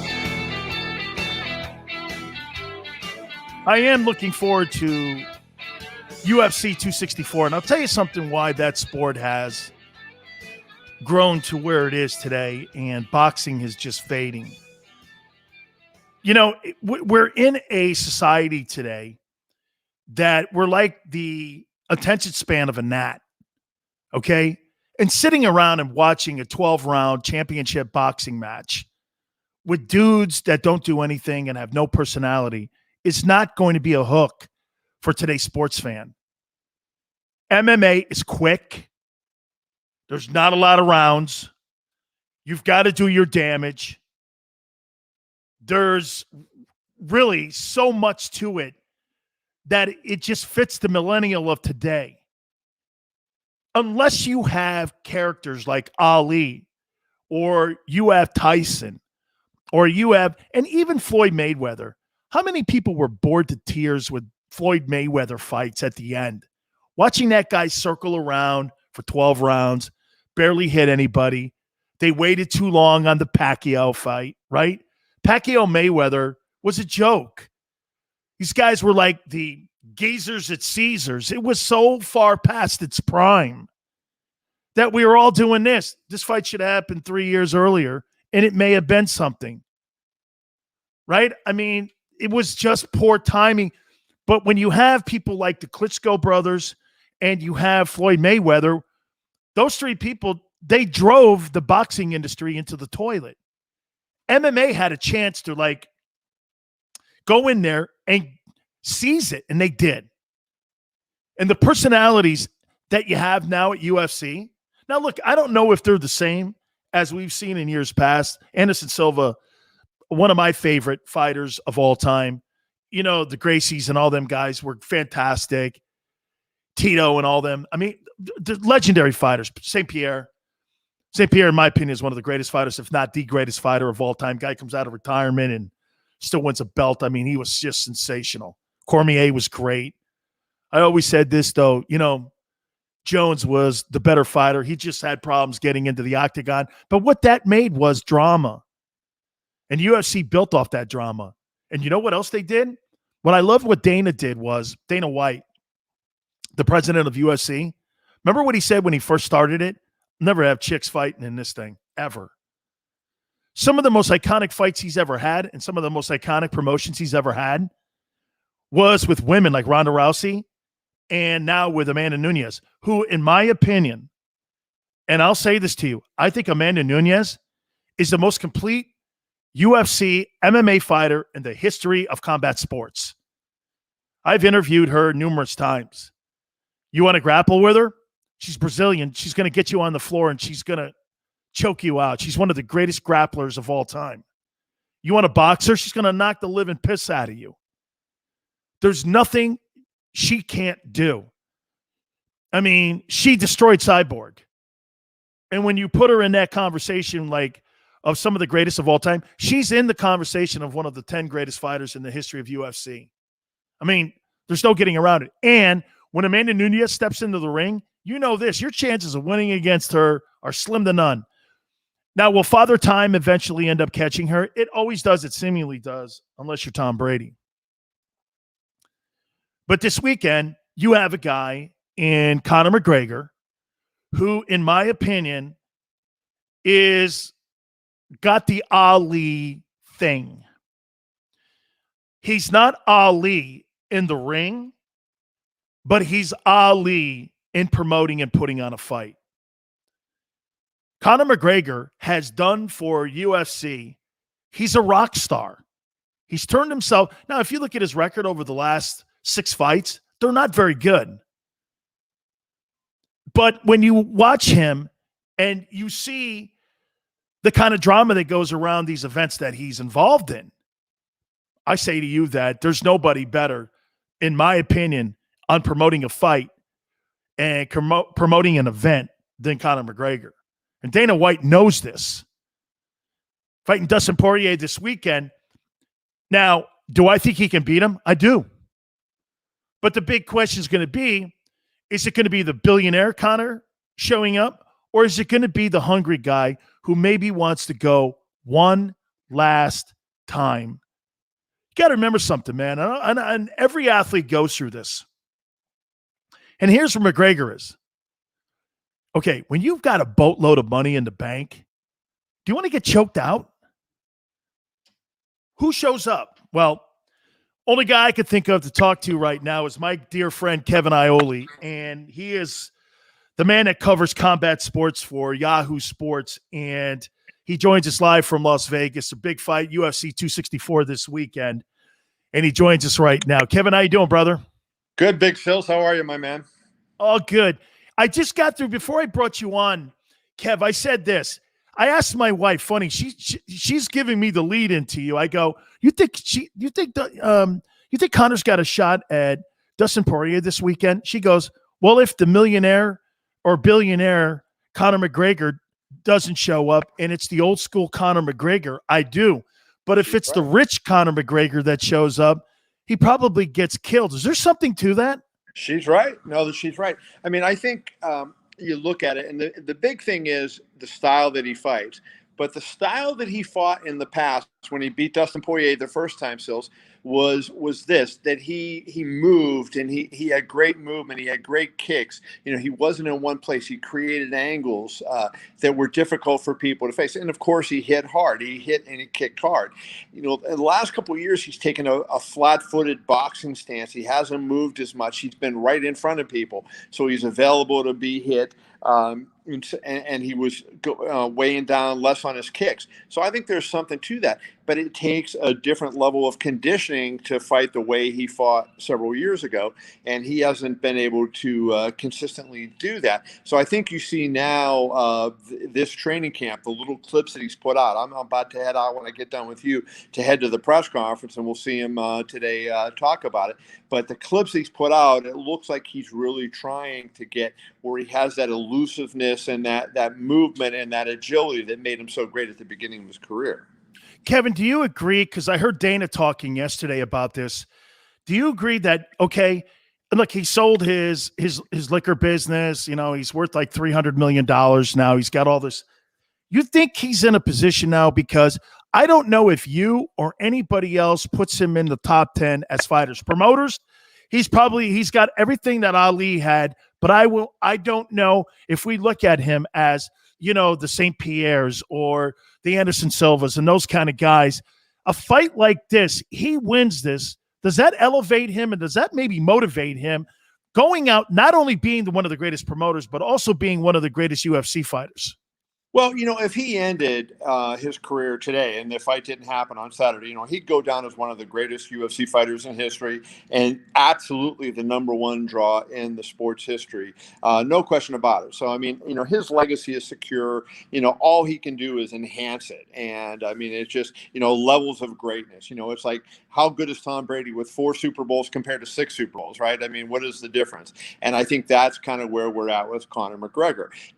His prime, so to speak, maybe hasn't been as long as like somebody like a Brady, right? We saw him from like when he got into the UFC in 13 up through 16. He was virtually unbeatable in that span. He lost the one fight to Nate Diaz, but really was dominant, beat a lot of good guys, did a lot of amazing things. Now, from the second half of 16 till now, certainly not the same kind of fighter. After that first Diaz fight, not the same kind of fighter, not the same intensity. And I think it made just a big difference in him. But he beats Dustin Poirier. You're beating arguably the second or third best pound for pound fighter in the world.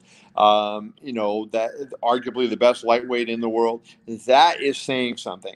And I think that would just enhance his legacy. But I think no matter what happens on Saturday, his legacy is set. Kevin, do you think he gets a title shot if he beats Poirier this weekend? Yeah, Dana has been clear about that. And, there some people say, oh, what about Justin Gaethje? And, Conor McGregor is ranked 5th in the division. He is by far the number one draw. They have a chance to draw 2 million every time he fights. I think $1.5 million to 2 million is very doable for them on this. And so when it's close, on the merits, and it is close on the merits, should Gaethje get it or should the winner of this fight get it? Well, if Conor wins, I think the fact that he's such a big draw makes him, gives him and breaks the tie for him and gets it. So I have no doubt in my mind. Dana has said it, and I think it's fair. The winner of this fight should be fighting for the title next.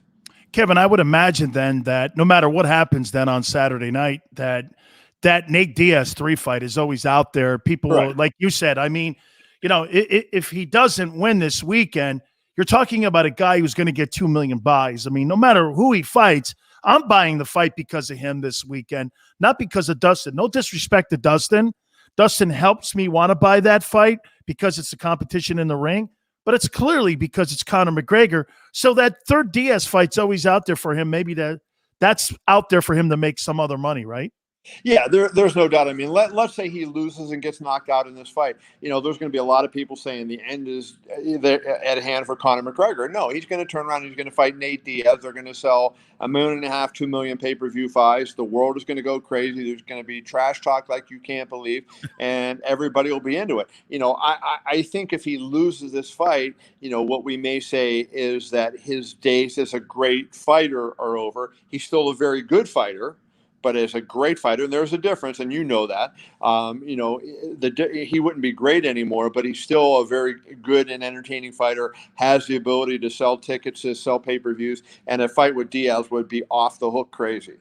Absolutely. I mean, Anderson Silva still sells tickets. I mean, he jumps in the octagon. People buy it here. Give me a grade for this UFC 264. I always like to get that as, some type of barometer because, Dana's put on, through the pandemic, I thought he was spectacular at putting on these events. I mean, of all the commissioners and all the sports, I just think that he just powered through it, and they were so entertaining for all Americans and everybody around the world to watch. Give me a grade what you think of this card. I think this is a B+ card. I mean, the only reason I say that is, on some of the cards, like if you go the Nate Diaz card last month, you had 2 title fights and then you had Diaz-Leon Edwards, which could have been the main event, right? So now here on this card, you have Poirier-McGregor, so that's an A+ fight. You have Gilbert Burns and Stephen Wonderboy Thompson, a tremendous fight, very important in the welterweight division, a stylistically interesting battle. That's like an A fight. Now you come to Greg Hardy and Tai Tuivasa, that's the third fight. Does that fight compare favorably to Nate Diaz against Leon Edwards going in? I don't think so. It's going to be a fun fight, probably going to be a knockout. but it's not at that level. So I say it's a solid B plus. They got like on the ESPN prelims. If anybody doesn't buy the pay-per-view but wants to watch the prelims, Nico Price versus Michael Pereira, that is going to be crazy, unbelievable good fight. Carlos Condit and Max Griffin should be a pretty good fight. So there's some really interesting fights on there. And Sean O'Malley, who is a rising star, he opens the pay-per-view, and his opponent fell out, so he's now fighting Chris Moutinho, making his UFC debut. And Moutinho is just a wild guy, a good fighter from New England. We haven't seen him at this level of competition yet, but he's a guy, like he is opening press conference hills. He's out there. He's talking about being in the Hall of Fame, being one of the all-time greatest fighters.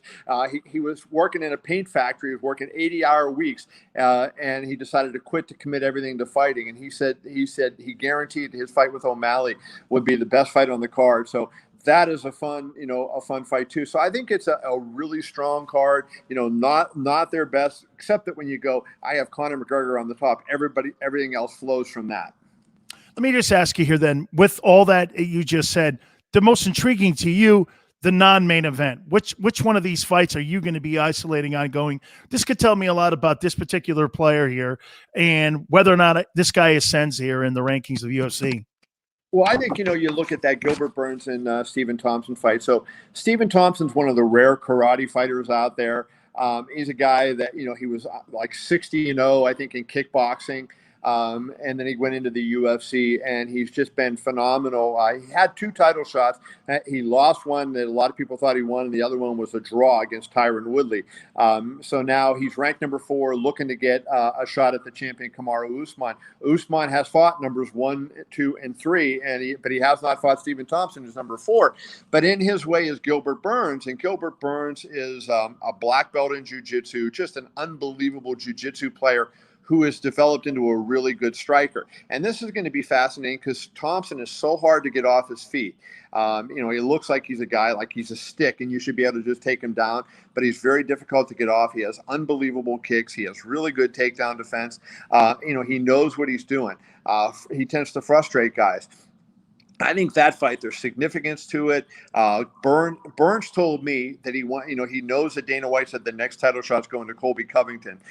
He said, I want to do something so spectacular that I forced Dana to take me instead of Colby. And Wonder Boy is just, kind of oozing confidence. I think that's going to be an amazing fight. I really think that's one that people will like a lot. 2 last questions for you here. We're going to see a full crowd here at the T-Mobile Center? Yeah, there'll be, roughly 20,000. I mean, it doesn't fit quite 20 for MMA, so it'll be in the 19s. But this will be the first fight in Las Vegas that there is a full house. So Las Vegas is totally back, and we will see that go. One last thing on Conor. You've been covering combat sports in that city, God, for decades now. I mean, there was nothing like the Tyson buzz. I mean, every hotel was filled. I mean, the strip was, I lived in Vegas during that time, and man, when it was a Tyson fight, not so much Mayweather and some of these other guys, but it was just electric. Does he have that same kind of juice in Vegas that we saw when Tyson was there? He does. And, your MGM is having a party where they're selling tickets.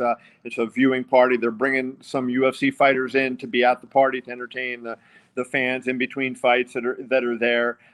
It's going to, so the MGM isn't even the host of the fight, and they're selling tickets and going to have thousands of people at that event. McGregor certainly has that, and you referenced when you lived here in the 90s and the early part of the 2000s, those Mayweather fights had that kind of electricity later. He didn't become big until, the De La Hoya fight in 07, but then from 07 through the McGregor fight, that 10-year period, it was crazy to be at his fights. But this is very much like the atmosphere that you would have seen at a Tyson Holyfield fight. Wow, man. That means that place is buzzing, man. It's really going to be great. Rocking, man. It's going to be rocking. Hey, Kevin, thank you so much for doing this. You know how I appreciate our relationship. Thank you so much, brother. I'm looking for that 93 Bucks jersey. I can't find it, though. That's the problem. Kev, thank you, brother. Have a great time for the fight this weekend. You bet. That's Kevin Iole from Yahoo Sports. He is the lead writer for combat sports there for Yahoo. So we'll take a brief time out. We'll hit it back up here on the National Football Show. I get scared sometimes. Of a lot of things. Joining in. Decisions. The dark. The dark.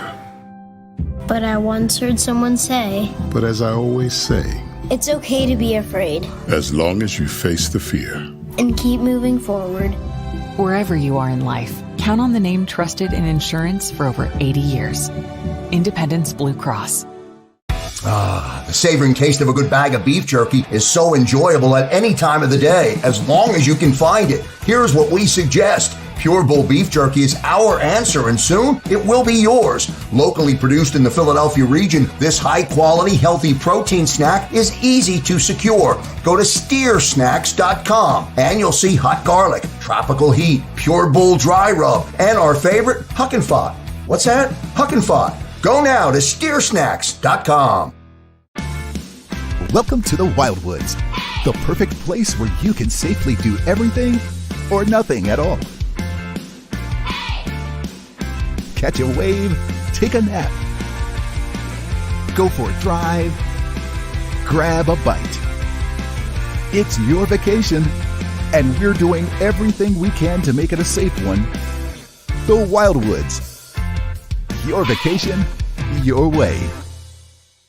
The International Brotherhood of Electrical Workers, Local Union 98, is a proud sponsor of The Labor Show with J. and Krause every Saturday night from 6 to 8 p.m. IBEW Local 98's highly trained and superbly skilled electricians are the best in the business, setting the highest safety standards in the electrical industry. So when you're planning your next industrial, commercial, or residential project, choose an IBEW Local 98 union contractor. Learn more at ibew98.org.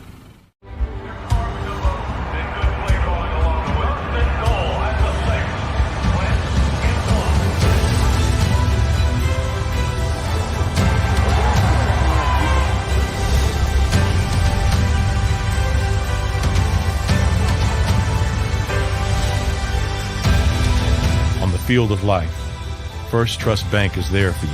Champions on 3. 1, 2, 3. Because Philadelphia dreams deserve a Philadelphia bank. This is a key. It's a family tree. It's a pair of wings. It's a secret handshake. And a ticket to anywhere in the world. It's more than a uniform. It's the door to a world most people only dream of. There's Strong, and then there's Army Strong. Try it on at GoArmy.com.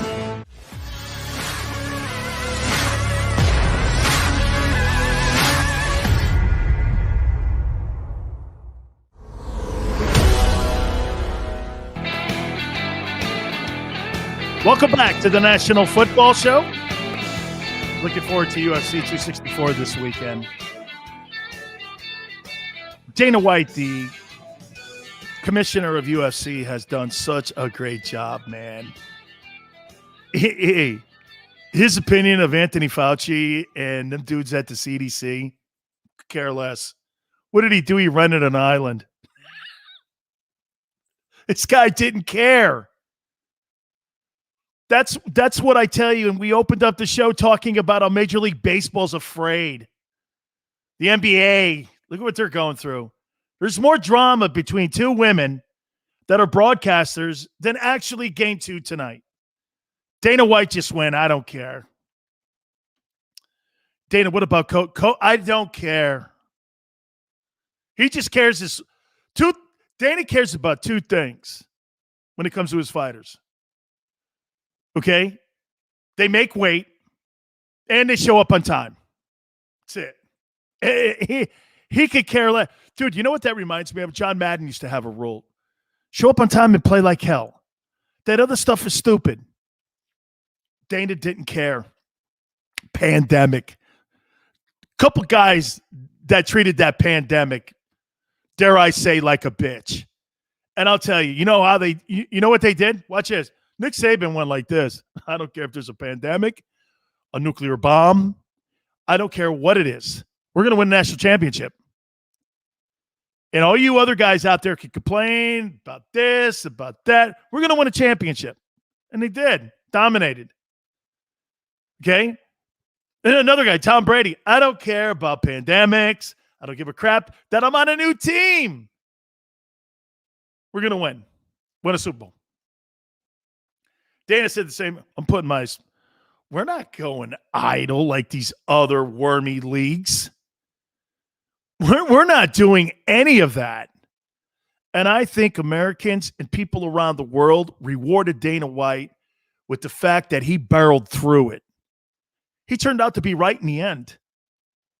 Because still to this day, the CDC and everybody still don't have their crap together on what is protocol and what not protocol. You still got states in this country that still got their thumb up their ass.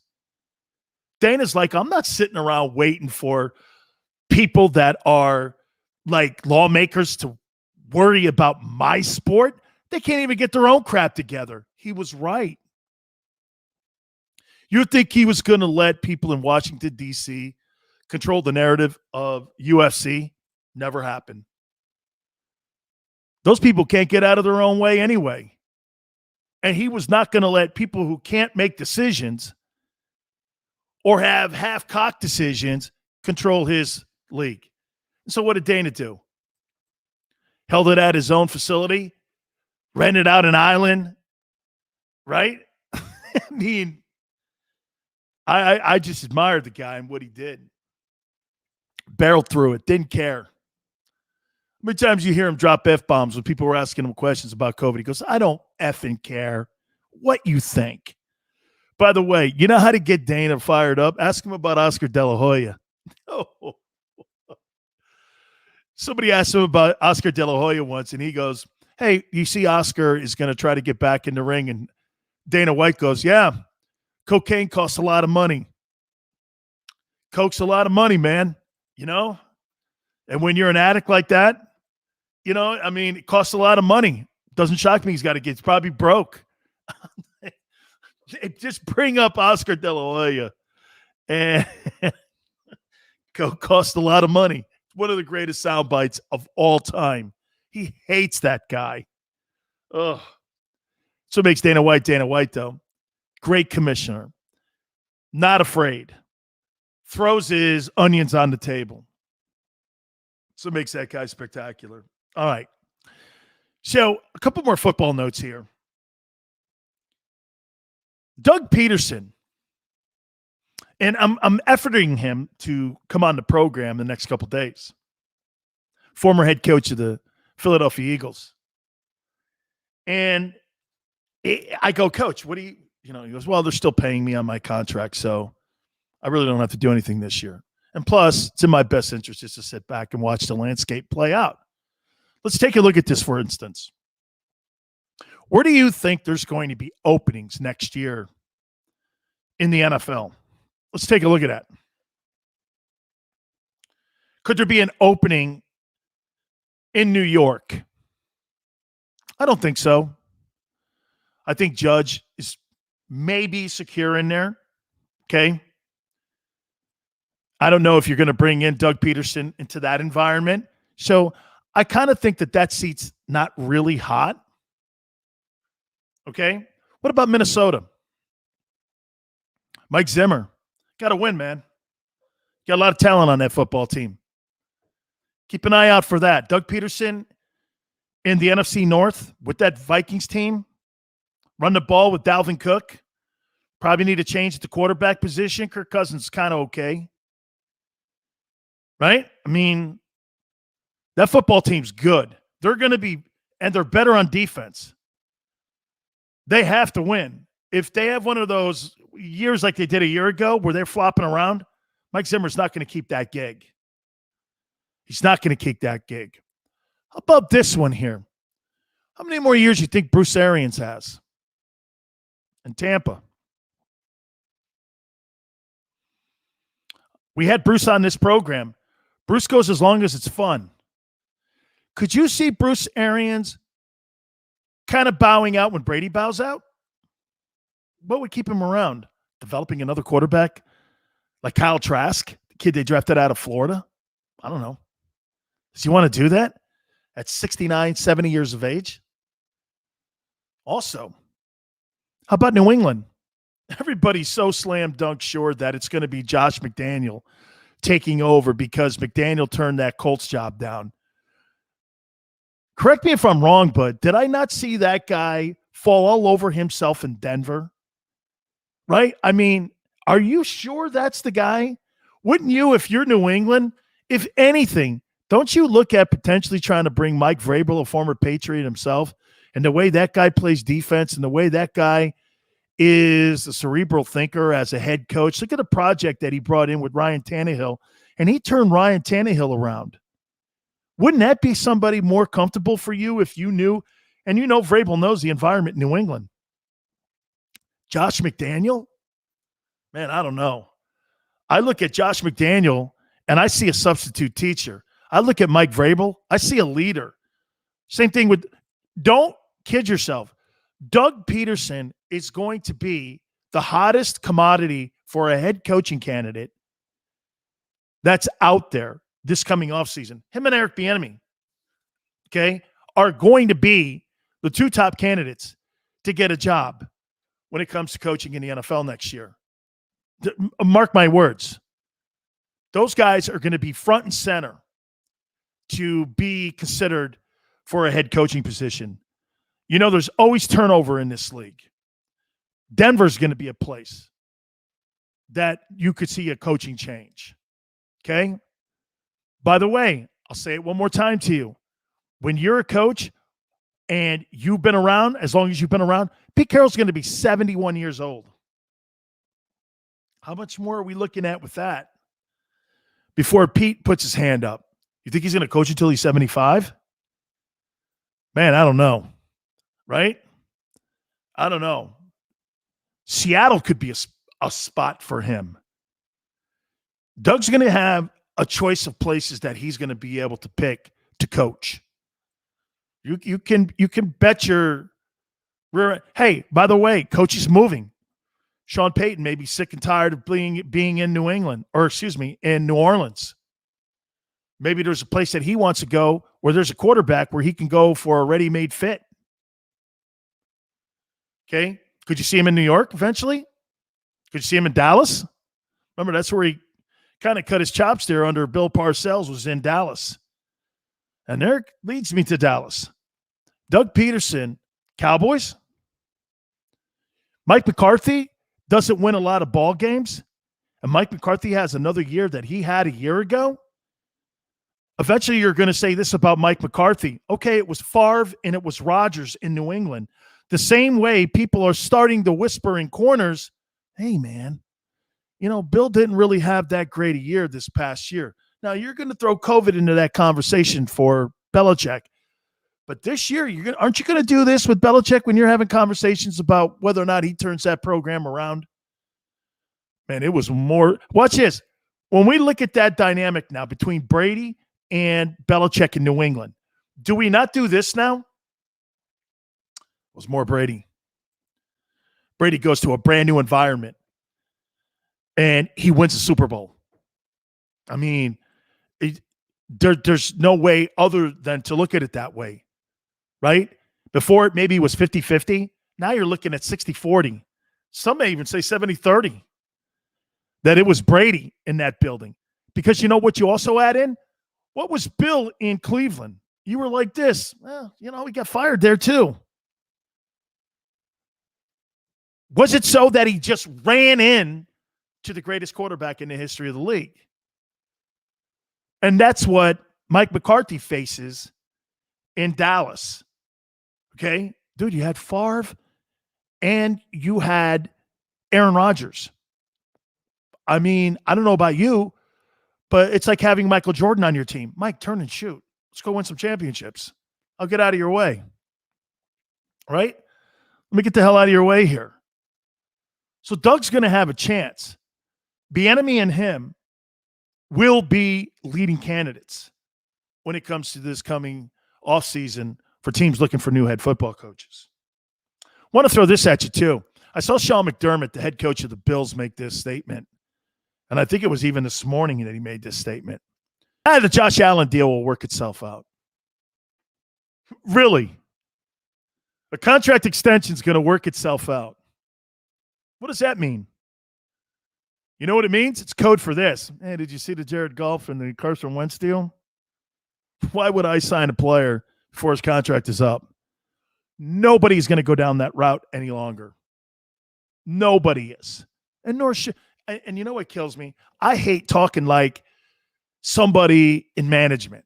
I do. But it's common sense. Both those franchises, they jumped the gun on their dudes. They thought they had their guys. They thought their guys were the dudes. And these guys fell all over themselves as they tried to get to a finish line. Jared Goff and Carson Wentz.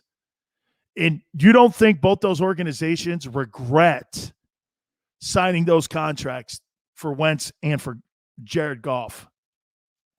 You know they do. So if I'm the Bills, why would I go down that line and go, yeah, well, let me give Josh. Hey, does Josh Allen look like he's better than those guys? Yeah. But during that MVP run that Carson Wentz was on, he didn't. I sit and wait. I'll do it in the offseason. All right. Appreciate everybody coming aboard today. Thank you so much. I want to thank my guy, Krause and Cal. You guys do a great job. Big Joe, thank you so much. Don't forget, if you missed any of the show, go over to the JAKIB Media channel and like it, share it. We appreciate everybody jumping aboard. Like I said, till tomorrow, 4 to 6 Eastern time. I'll catch you on the flip side.